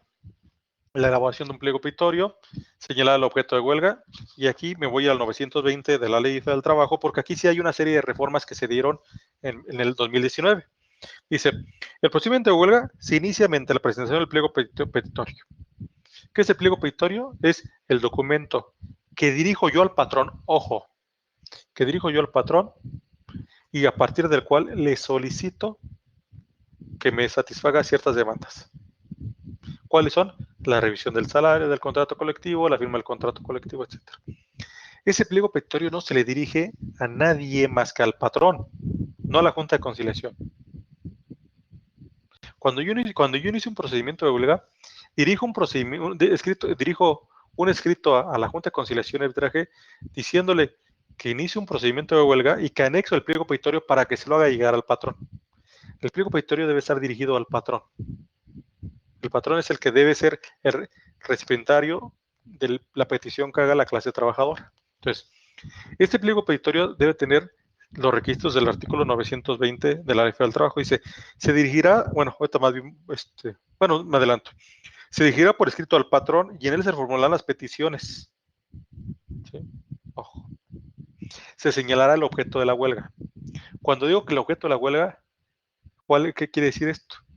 Que el objeto es cualquiera de las fracciones del artículo 450 de la Ley Federal del Trabajo. O sea, ¿por qué me estoy yendo a huelga? Porque te estoy pidiendo la revisión del contrato, la firma del contrato, etc. Y ese es un requisito de fondo y forma. Si yo no señalo por qué me estoy yendo a huelga, esa huelga eventualmente puede ser inexistente, porque no tiene los requisitos ni el objeto de la huelga. Que el objeto es un requisito de fondo, pero también de forma. ¿Por qué de fondo? Porque al final de cuentas no me puedo ir por otra situación distinta a las que están señaladas en la 450. ¿Pero por qué de forma? Porque en el escrito, en el pliego petitorio tengo que señalar con claridad cuál es mi objeto. Si omito hacerlo, o no lo señalo con claridad, entonces esa huelga puede resultar inexistente en cuanto a requisito de forma. Y dice aquí la primera fracción. Anunciarán el propósito de ir a huelga si no son satisfechas y expresarán concretamente el objeto de la misma y señalarán el día y hora en que suspenderán las labores. Ojo, señalo mi intención de ir a huelga. ¿Qué pasa si no señalo mi objeto de mi intención de ir a huelga? La huelga es inexistente. Es como en materia procesal, que si no hay un apercibimiento a las partes de hacer tal cual conducta, no puedes sancionarla como autoridad jurisdiccional. Tiene que venir el apercibimiento. Acá, si yo no apercibo al patrón de que en caso de que no me satisfaga las necesidades me voy a huelga, entonces la huelga es inexistente, no puedes tallarla porque nunca le aclaraste ni le advertiste que ibas a ir a huelga. Ojo, tienes que señalar tu intención, decir, y además le manifiesto al patrón que en caso de no satisfacer las peticiones del pliego petitorio, me voy a huelga y tendrás que señalar la día y hora del estallido. Pero aquí hay un gran problema, porque a veces, si yo no cuento bien mis días, puede ser que mi huelga pueda ser inexistente, porque el aviso debo darlo yo al patrón con cuando menos con 6 días de anticipación a la suspensión de labores, o 10 días cuando se trate de servicios públicos. Si entre que yo presento el pliego, me admite la demanda, me permite el procedimiento de la Junta de Conciliación y la emplaza, y el emplazamiento cae en una fecha que ya no se dan los 6 días de intermedios, la huelga no la puedo llevar a cabo. Por eso yo tengo que más o menos prever cuánto tiempo me va a llevar en que se admite la demanda, que pueda haber un apercibimiento, que pueda haber un detalle y que se emplace al patrón. Por eso las juntas tienen que estar así. En huelga todos los días y todas las horas son hábiles. Ahí no hay días y horas inhábiles. Todos los días. Por eso me cae re bien que van y me emplazan a la empresa a las 7 de la noche del día viernes. No marches. Tienes 48 horas para contestar. Pues tienes que estar trabajando sábado y domingo y andar buscando al secretario a ver dónde te reciben la concesión al pliego petitorio. Y un requisito indispensable e importante es que los sindicalizados asistan a la audiencia de conciliación que se señala. Si yo no asisto a la audiencia de conciliación, me archivan la huelga. Por eso, si ustedes son abogados de un sindicato y emplazan a huelga, cuando te señalen la audiencia de conciliación, llega media hora antes, estate ahí. Y en mono esperando a que te digan, empiezas. Porque si llegas 2 minutos tarde, a lo mejor ya están dictando el acuerdo del archivo de huelga. ¿Y qué le vas a decir a los sindicalizados? Pues no va a haber revisión salarial este año ni condiciones porque pues llegamos tarde. Porque había ahí sobre la avenida fulana tal un paro y no pudimos llegar. Pues porque no te fuiste 2 horas antes, maestro. Aguas ahí. ¿Qué pasa si el patrón no va y no pasa nada? Pues nomás lo mandan traer con los medios de apremio. Multa o una orden de localización con fuerza pública para que se presente. Ahí sería distinto. Bueno. Entonces la huelga puede ser existente o inexistente. La huelga es existente cuando reúna todos los requisitos de fondo y forma. La huelga es inexistente cuando falta algún requisito de fondo y forma. Y aquí es una parte interesante porque las partes pueden demandar la inexistencia de huelga dentro de las 72 horas siguientes al inicio de la suspensión de labores, no antes. Ojo, no antes. Pero cuando contestas el pliego petitorio y tú te das cuenta de ello, puedes ir anunciando que vas a atacar la huelga por inexistente. Puedes irlo anunciando. Que ahorita yo les preguntaría, ¿qué pasa si yo no contesto el pliego petitorio como patrón? Si dentro de las 48 horas siguientes yo no contesto el pliego petitorio, ¿qué pasará? Dice Nayeli, sepa la bola. ¿Se da por notificado? ¿No? ¿Corre su término? Fíjense, ¿qué pasa si no contestas una demanda? Pues corre, no se da por notificado. Se tiene por contestando y aceptando los hechos, salvo prueba en contrario en un momento dado. En el caso de la huelga, ¿qué pasa si no contesta el pliego petitorio? Nada. Nada. Hasta el final de cuentas es un procedimiento de diálogo. O sea, el hecho de que yo, patrón, no conteste el pliego petitorio no quiere decir que estoy aceptando lo que me están pidiendo los trabajadores. Simplemente lo único que va a pasar es que no voy a tener derecho de ir preparando una posible inexistencia de huelga. Pero no pasa nada, realmente no hay una sanción como tal. Porque la huelga no es un procedimiento jurisdiccional donde yo tenga que salir sentenciado o condenado. La huelga solamente es un acompañamiento del diálogo social, pero ahora que se convierte ya no en bilateral, sino en tripartita, ¿no? Donde ahora el Estado es garante del derecho a huelga y participa y promueve, es garante de la negociación colectiva del diálogo social y promueve ese diálogo social para la solución de conflictos. Entonces, la Junta en el procedimiento de huelga no tiene por qué sentenciar nada ni resolver absolutamente nada. Por eso es mi enojo, por decirlo de esta manera, en que se judicialice la huelga y que ahora se le deje a los jueces el procedimiento de huelga.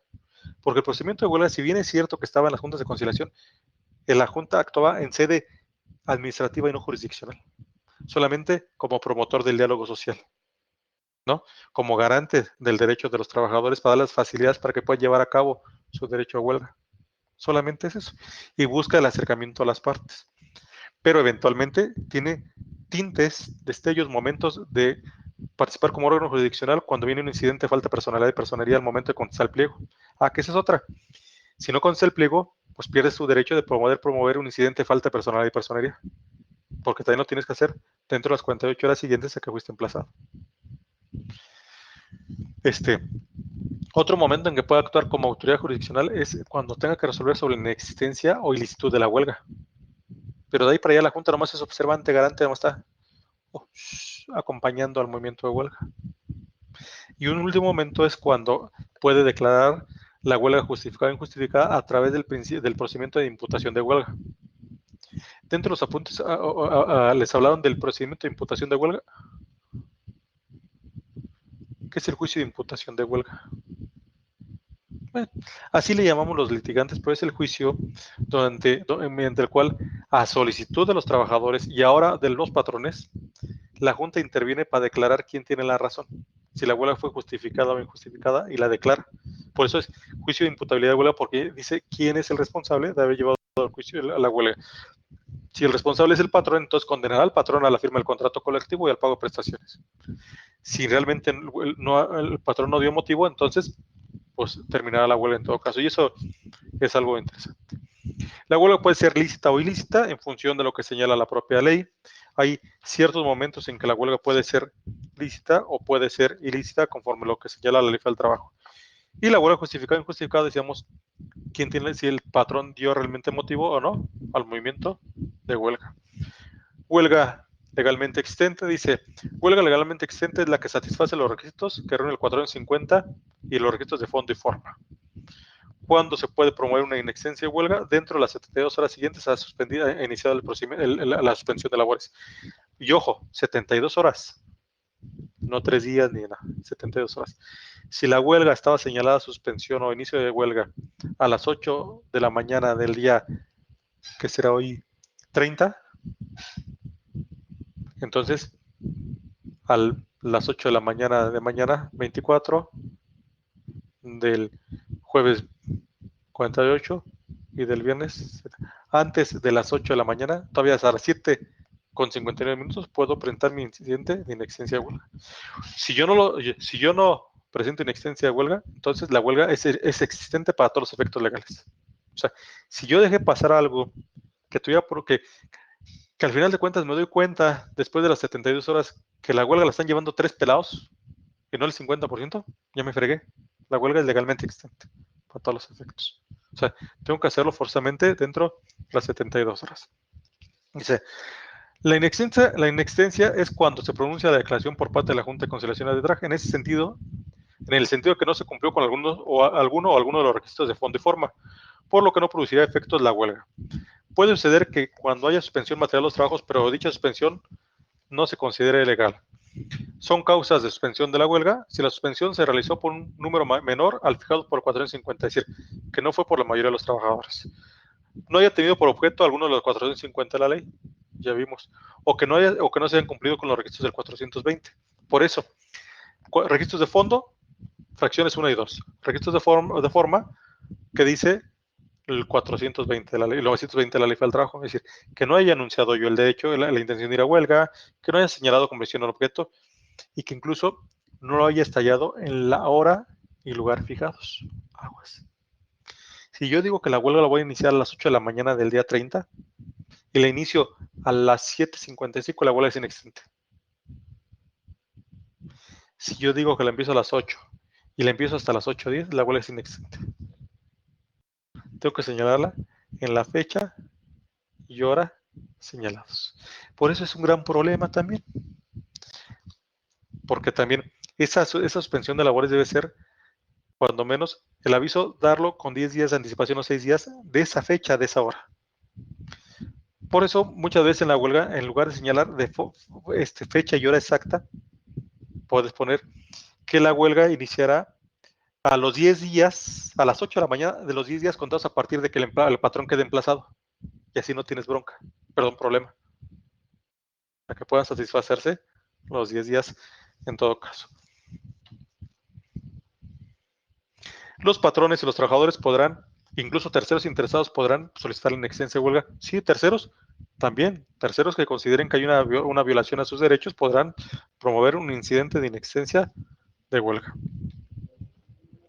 Huelga ilícita, de acuerdo al artículo 455, puede ser cuando la mayoría de los trabajadores huelguistas ejecuten actos violentos contra las personas, las propiedades, tanto del patrón como de terceros. Dice, el derecho de huelga corresponde a los trabajadores, pero dentro de ellos puede haber una mayoría de huelguistas que ejercen actos de violencia contra las personas o las cosas. No se trata únicamente de las personas o cosas del patrón, sino de cualquier persona, cualquier cosa, independientemente que tengan o no relación con la empresa. La huelga debe ser pacífica, pero al final de cuentas lo que se busca es la paz social. Si los trabajadores empiezan a hacer desmanes, a pintarrajear, a agredir gente, a agredir las propiedades del patrón, a desmantelarlas, etcétera, entonces la huelga es ilícita. La huelga puede ser, pero también hay algo interesante, dice, llevado a cabo por la mayoría de los trabajadores huelguistas. Si solamente es uno o dos trabajadores huelguistas, no puede iniciarse un incidente de inexistencia de huelga. Habrá responsabilidades, de ilicitud, habrá responsabilidades, etcétera. También se califica como ilícita la huelga en caso de guerra, cuando los trabajadores pertenezcan a establecimientos o servicios que dependan del gobierno. Pues en México esa causa de ilicitud de huelga no se va a dar. Pues ni modo que nos vamos a pelear con los guatemaltecos. Bueno, si nos andamos peleando ahora con los de Belice o con quienes, que por lo que pasó con el muchacho que mataron, casi estallamos una huelga, una guerra ahí con Guatemala. Para allá son muy bravos, ya ves cómo les fue a los del ejército, hasta los retuvieron. No nos conviene agarrarnos a fregadas. Para arriba, pues menos. No, ya con un botón rojo nos deshacen y nos acaban. Entonces, esa situación no se va a dar solamente en el caso de actos violentos. Dice, Los efectos jurídicos de la calificación de inicitud serán que se darán por terminadas las relaciones de trabajo sin responsabilidad por el patrón, quien quedará en libertad de contratar nuevos. Fíjense, si el patrón si la Junta de Conciliación o ahora el juzgado me declara la inexistencia de huelga, a través del trabajador, del sindicato, del secretario general, me darán, creo, se me fue la hora, 24 horas para reiniciar las labores.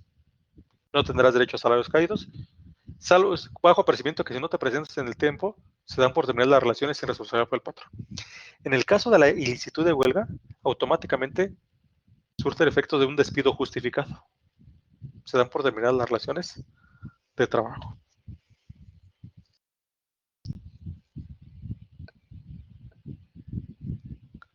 Ahora, si mediante el procedimiento que corresponda se analiza el fondo de las pretensiones y la Junta llega a la conclusión de que los trabajadores no tienen la razón, la huelga será injustificada y el patrón tendrá la obligación de pagar salarios caídos a los trabajadores.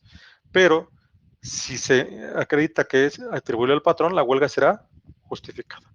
La huelga puede ser injustificada o injustificada. Entonces, una forma de terminación de la huelga, ustedes vieron que es por el laudo pronunciado por la Junta de Conciliación y Arbitraje cuando se someta a su consideración este hecho, que es el procedimiento de imputación de huelga. Esta calificación tiene como finalidad resolver problemas de fondo. Si las acciones son fundadas o las excepciones son procedentes, si del análisis de las pretensiones la autoridad llega a la conclusión de que son procedentes, el patrón será condenado a cumplir con ellas y el pago de los salarios caídos durante el tiempo que los trabajadores permanecieron a huelga. La huelga es la causa de suspensión para efectos. La huelga es una causa legal de suspensión para todos los efectos legales acá, dentro de la ley del trabajo. Es decir, si la huelga resulta justificada, equivale a una suspensión colectiva de la relación de trabajo y el patrón tendrá la obligación de pagar los salarios, en todo caso. Pero, si el patrón, que también es otra cosa interesante, fíjense, ahorita que les decía, si el patrón no contesta el pliego petitorio, el único gran problema va a ser que después va a ser muy difícil que ofrezca excepciones y defensas para poder sostener su injustificación de huelga. Pero normalmente los trabajadores no llegamos a eso. Es muy raro que lleguemos a una situación de ese tipo. Normalmente se resuelven a través del diálogo, de la comunicación, de la negociación colectiva. Causas de terminación por acuerdo de las partes o por desistimiento de los trabajadores huelguistas. Lo más común es que lo terminemos por un acuerdo de las partes, ya sea ante la propia autoridad o por un convenio donde se pongan de acuerdo las prestaciones. Es el medio más inmediato y económico para resolver el conflicto de huelga. Por lo general se hace una transacción respecto de intereses y prestaciones que se dan. Eso es lo más común una vez que está en una huelga. Normalmente llegamos a un convenio, un acuerdo que puestamos en la Junta, solicitamos sanciones y levantamos el movimiento de huelga. Donde lo primero que deben hacer es establecer, entre tantas cosas, el pago de los salarios caídos, para que el patrón tenga la obligación de pagarlos. Por desistimiento, si los trabajadores que reciben el emplazamiento dicen, bueno, no estoy de acuerdo, me levanto en mi movimiento de huelga, el problema es que si yo me levanto, el patrón no me va a pagar salarios caídos. Tendré que ponerme de acuerdo con él. Por allanamiento, el patrón se allana las pretensiones contenidas en el pliego petitorio y cubre los salarios a los trabajadores. Dice, está bien, estoy de acuerdo, tiene la razón, acepto y pago salarios caídos. Se levanta la huelga, se termina la huelga. Y el último es por laudo de la Junta de Conciliación y Arbitraje que resuelva el fondo del asunto siempre que se declare procedente. Y aquí hay una situación bastante interesante porque, déjame ver si lo tengo aquí a la mano porque luego ya ni alcanzo a leer. Porque fíjense.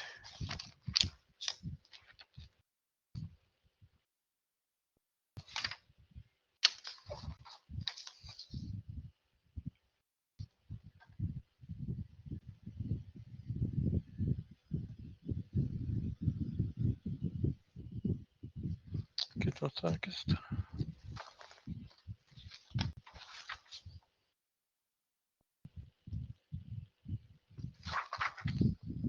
A ver si lo encuentro.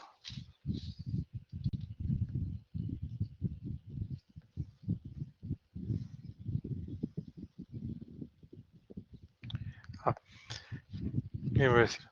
Déjenme encontrar mi huelga, mi ley viejita, porque tengo aquí la ley que tiene ya el procedimiento ante los juzgados.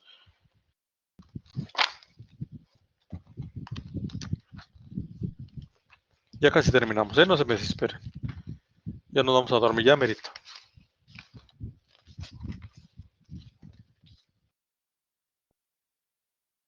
Profesor, yo tengo una duda.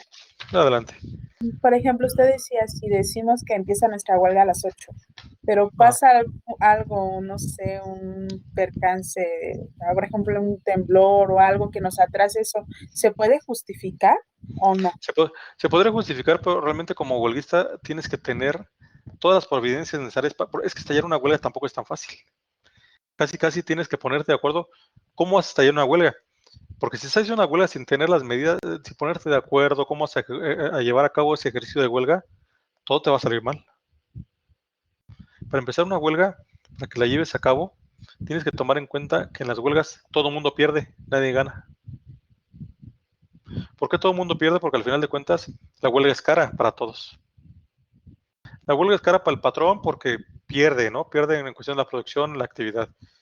Y la huelga es cara para los trabajadores, porque mientras haya huelga, no hay salarios. Y normalmente, cuando se va aproximando la fecha de la quincena, empiezas a sufrir. Y si la huelga se prolonga, tienes problemas. Porque por mucho que después el patrón te pague salarios caídos, lo único cierto de todo esto es que tienes que pagar intereses a las tarjetas de crédito, a quien te prestó el kilo de azúcar en la tiendita de la esquina, etcétera, y te sale caro.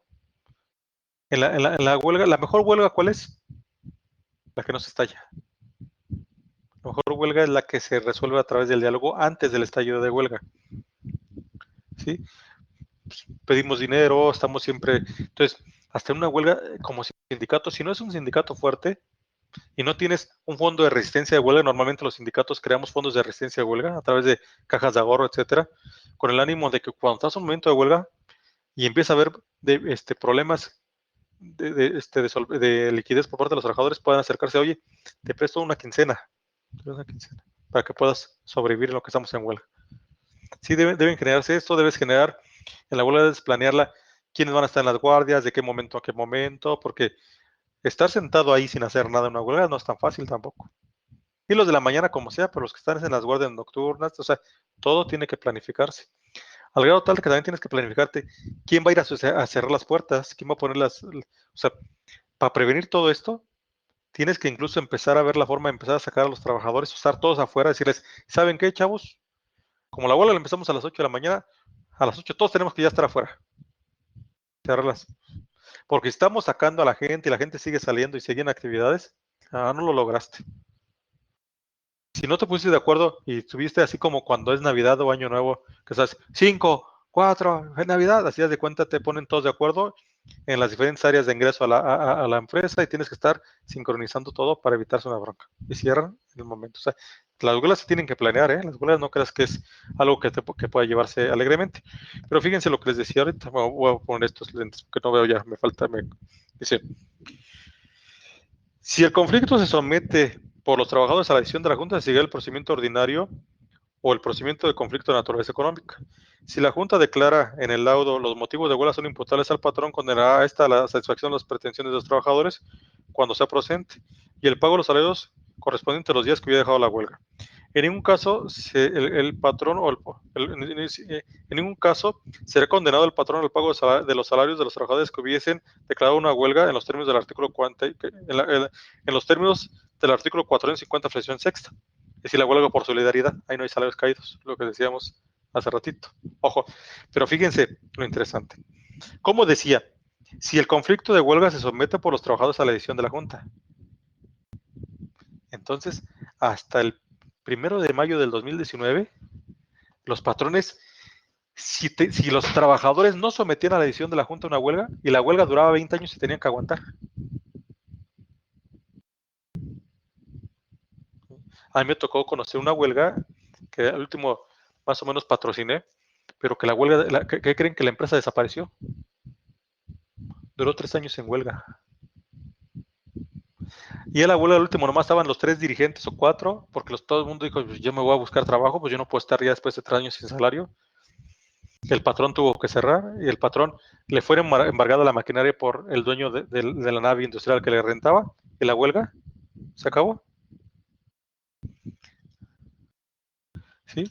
Y entonces se modificó el 937 en la Ley Federal del Trabajo. Ahora con la reforma dice, si el conflicto de huelga se somete por los trabajadores o el patrón a la decisión del tribunal, quiere decir que entonces ahora los patrones pueden solicitar la huelga, la intervención de la Junta, de los tribunales, para que declare la justificación o no justificación de la huelga. Cosa que me parece un tanto correcto, ¿no? Y sigue diciendo así. El patrón, claro, hay un limitante para el patrón para poder solicitar la intervención de la Junta. El patrón solo podrá ejercer este derecho en caso de que la huelga se extienda por más de 60 días. O sea, si yo, patrón, ya tengo 60 días de huelga, no me puedo estar esperando permanentemente. Ahora con la reforma, el patrón puede ir a, oye, para buscar el equilibrio entre el capital y el trabajo, de continuar así va a desaparecer la empresa. Entonces, Junta interviene. Bueno, ya no Junta. Tribunal interviene y pronúnciate sobre quién tiene la razón y inicio mi demanda de ilícito de imputación de huelga. Eso no existía, ahora existe a partir de la reforma, cosa que parece importante. ¿Alguna duda hasta aquí?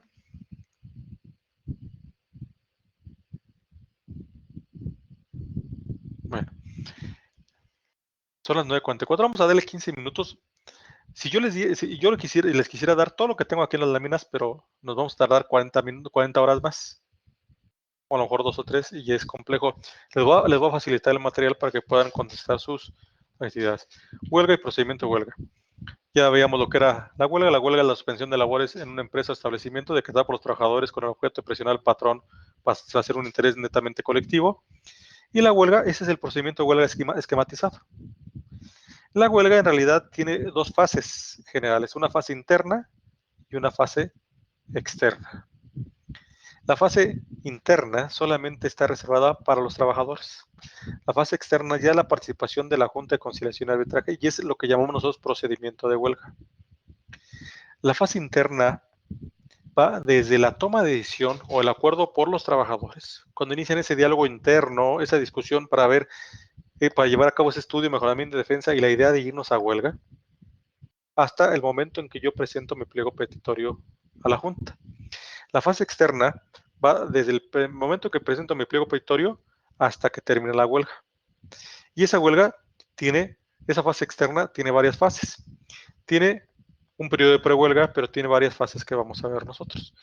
Nosotros llamamos prehuelga el tiempo que está desde el emplazamiento del patrón y hasta la suspensión de labores. Por eso cuando estamos en huelga y a veces ya está aproximando la fecha en que yo voy a suspender labores y entonces me dice el patrón, dame una prórroga. Va. Entonces prorrogamos el periodo de prehuelga, decimos nosotros. Y entonces en ese momento señalamos que por el hecho de estar en pláticas conciliatorias, la suspensión de labores ya no será, por ejemplo, a las 8 de la mañana del día 31, que es mañana, a lo mejor estamos dialogando en la Junta, sino el 15 de mayo a las 8 de la mañana. Y ampliamos nuestro periodo de prehuelga. Eso se puede hacer por una sola ocasión incluso, pero pueden hacerlo. Las partes pueden estar discutiendo y pueden ir haciendo. Por eso lo que decía otra compañera, que a veces empiezas en el mes de mayo un movimiento de huelga y lo andas terminando en noviembre. ¿Por qué? Porque a veces las pláticas son tan complejas que vas prorrogando. Puede ser. Entonces, realmente la huelga la vamos a dividir en 4 etapas. La etapa de gestación o de nacimiento, fase interna de huelga, el periodo de actuaciones previas, el periodo de prehuelga y la fase de declaración de huelga estallada. Solamente así muy rápido les diré, la etapa de gestación o nacimiento o fase interna de huelga, dice, es la identificación de las distintas actividades que se realizan por los trabajadores para definir las peticiones que incluirán el escrito del emplazamiento de huelga en el pliego petitorio. Para mi gusto, yo siempre lo he dicho, el sindicalismo real, el sindicalismo legítimo, se vive ahí, en el periodo de prehuelga. Porque en esa fase interna es donde yo, trabajador, me pongo de acuerdo con mis agremiados, líder sindical, y discutimos cuáles son mis intereses, que es cuando llevo yo netamente eso de estudio, mejoramiento y defensa de mis intereses. Empiezo a estudiar cuál es la realidad, qué voy a pedir, por qué lo voy a pedir, cuáles son mis alcances, etc.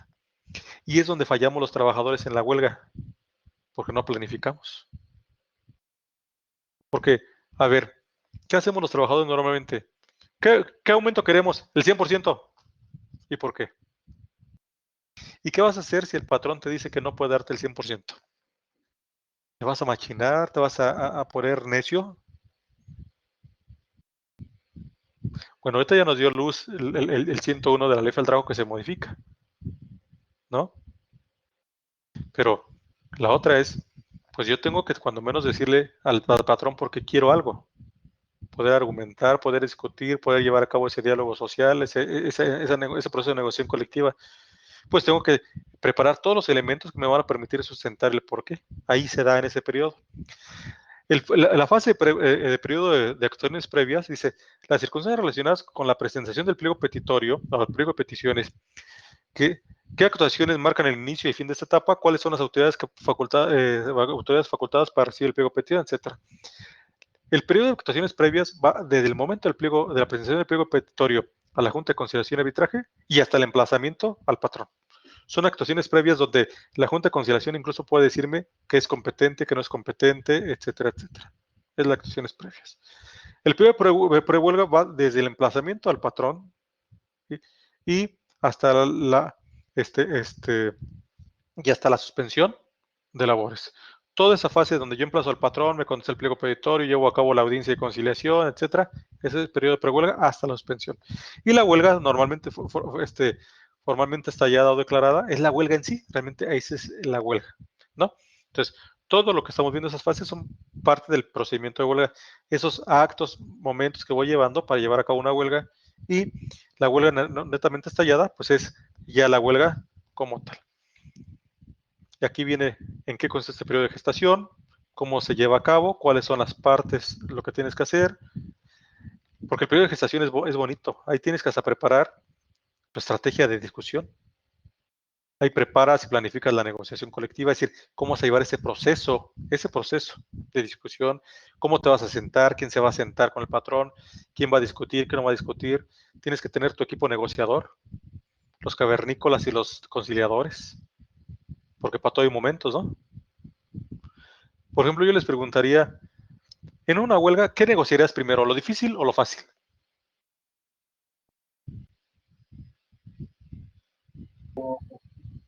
Lo difícil. ¿Por qué?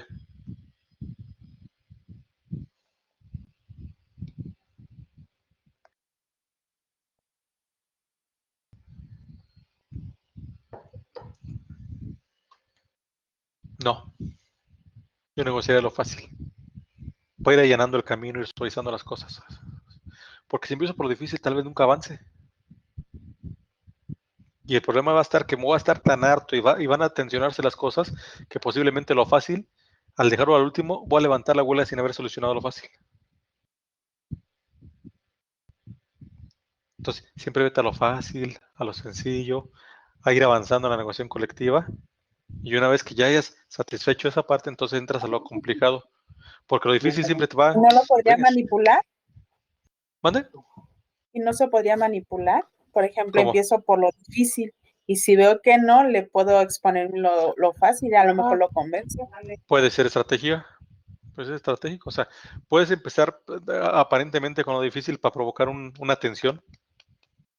¿No? Y en esa tensión mandas a los cavernícolas, a los duros en la negociación, y luego cuando se tensen las cosas mandas a los suavecitos, a los negociadores, a los que tengan la habilidad para negociar. Y entonces te extensas y empiezan a cederte cosas, sí puede ser. Pero al final de cuentas es parte de lo que vas a ir planificando. O sea, la negociación colectiva es interesante porque tienes que planificar todo. En función de cómo ves el patrón, cómo es, cómo no es. A mí, por ejemplo, algún tiempo, estando con la patronal, yo siempre nomás estaba acá atrás.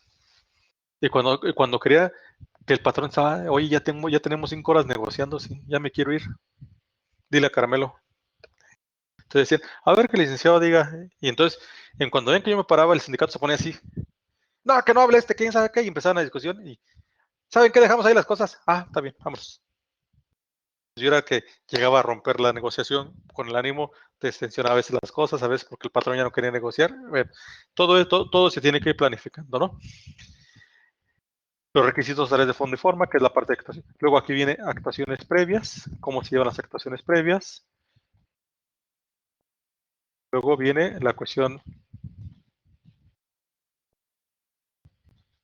del periodo de prehuelga, cómo se lleva el periodo de prehuelga, las fases. Y por último, la huelga estallada y los incidentes, cómo se van desarrollando. Eso se los voy a facilitar, no para que hagan su esquema, para que hagan un resumen del esquema. Porque si hacen todos los esquemas, van a hacer un esquemota así, ¿no? Y la idea es que cuando menos reduzcan y vean cómo va el procedimiento de huelga. Y esto, yo quisiera seguir platicando, pero ya van a ser las 10, ya llevamos 2 horas y se cansa la gente. Entonces, ¿cuándo sería nuestra próxima videoconferencia de acuerdo al calendario?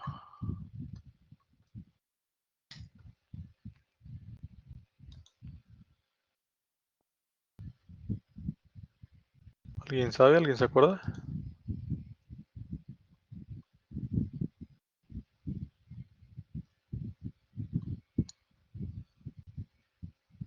Sepa la bola, no tengo.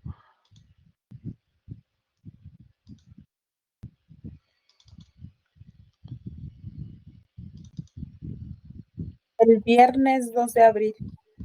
O sea, el próximo viernes. Ok. Sí, porque el 2 de abril empezamos con la siguiente sesión, ¿verdad? Con la última, con la sexta. Ok. Bueno, está bien.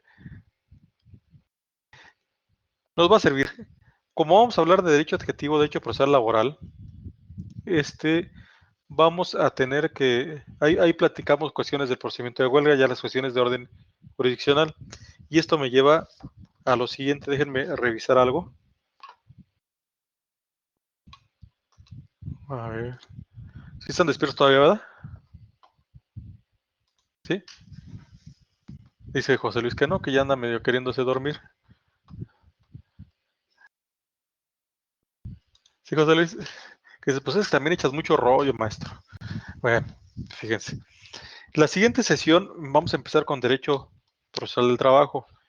Y la cuestión del derecho procesal del trabajo, pues sí es un tanto complejo. Déjenme nomás. Déjenme ver. Texto folio. Posición y competencia, partes. Bueno, fíjense. Si no me equivoco, en la página número 6 de su antología, por decirlo de esa manera, en la página número 6, déjenme nomás ver si es cierto lo que yo estoy diciendo, porque luego hay fallas.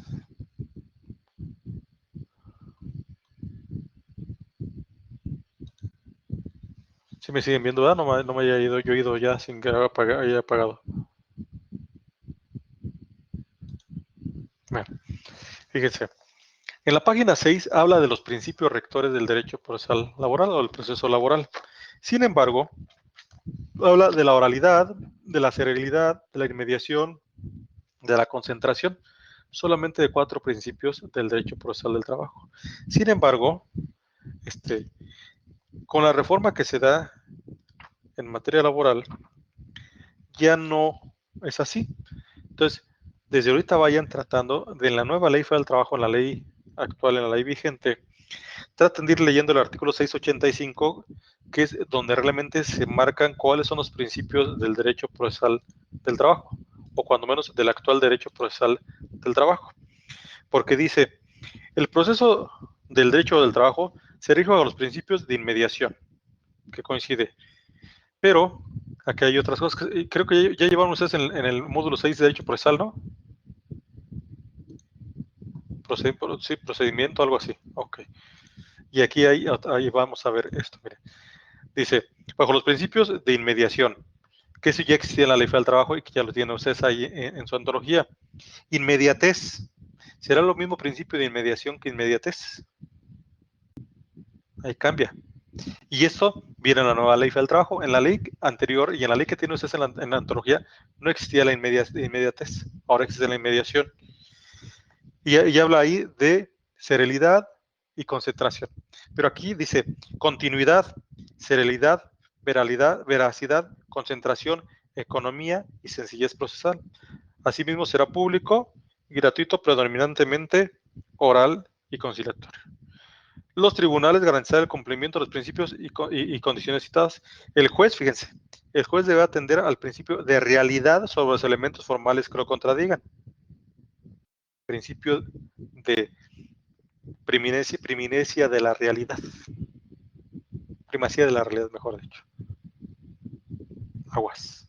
Y hay otros conceptos que no tienen ustedes. Y entonces, alguien recuérdeme, bueno, me tengo que acordar, les voy a pasar un libro de la Corte, de la Suprema Corte de Justicia de la Nación, que habla del proceso laboral y ya vienen estos principios, para que adicionalmente complementen los principios que tienen ustedes en su ontología, ¿va? Y entonces podemos entender muchas cosas de cómo viene el procedimiento laboral en México. ¿Hasta aquí alguna duda? ¿No, Nayeli? ¿No, José Luis? Ustedes ya casi tienen 10 porque son los únicos que me escuchan, los demás quién sabe están dormidos. No es cierto, aquí está también Christopher, Edith, Guadalupe, 3 Guadalupes, están ahí 3 Guadalupes. Le repitió la sesión a la computadora. Irma, José Luis, Josué, Laura. Bueno, somos 22 gentes que les agradezco que me aguanten hasta altas horas de la noche. Y entonces, cualquier cosa, nos vemos el viernes para empezar a hablar de proceso, ¿no? Del procedimiento laboral. Y léanse el 685 actual y el 685 de la ley anterior. Porque al final de cuentas, les puse una área donde hay libros, ¿no? Les dije una liga donde podían entrar a ver libros. Ahí tienen las dos leyes, la anterior y la actual, para que ustedes puedan ir viéndolo. Y ahí van a encontrar un libro de la Corte, hay 3 libritos de la Corte, uno que es Relación de Trabajo y Contrato de Trabajo, la otra no me acuerdo, creo que es Derecho Colectivo, y la otra es Derecho Procesal. Ese derecho procesal, bájenlo y ahí vean los principios que rigen el derecho procesal del trabajo. Y ahí viene la inmediación, la inmediatez, y, ojo, en el que habla, no, sí, es unos contratos y el otro es derecho procesal y el otro es bases generales, creo, del derecho del trabajo. Bajen también el de bases generales del derecho del trabajo y vean los principios del derecho laboral. Y sobre esos principios vamos a hablar del principio de primacía de la realidad, ¿no? Porque ese es un principio que ahora se toma mucho en cuenta en el derecho procesal, para que lo vean.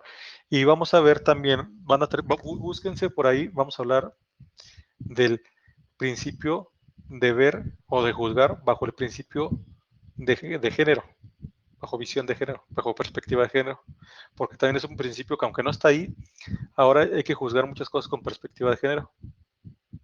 Entonces hay que checarlo.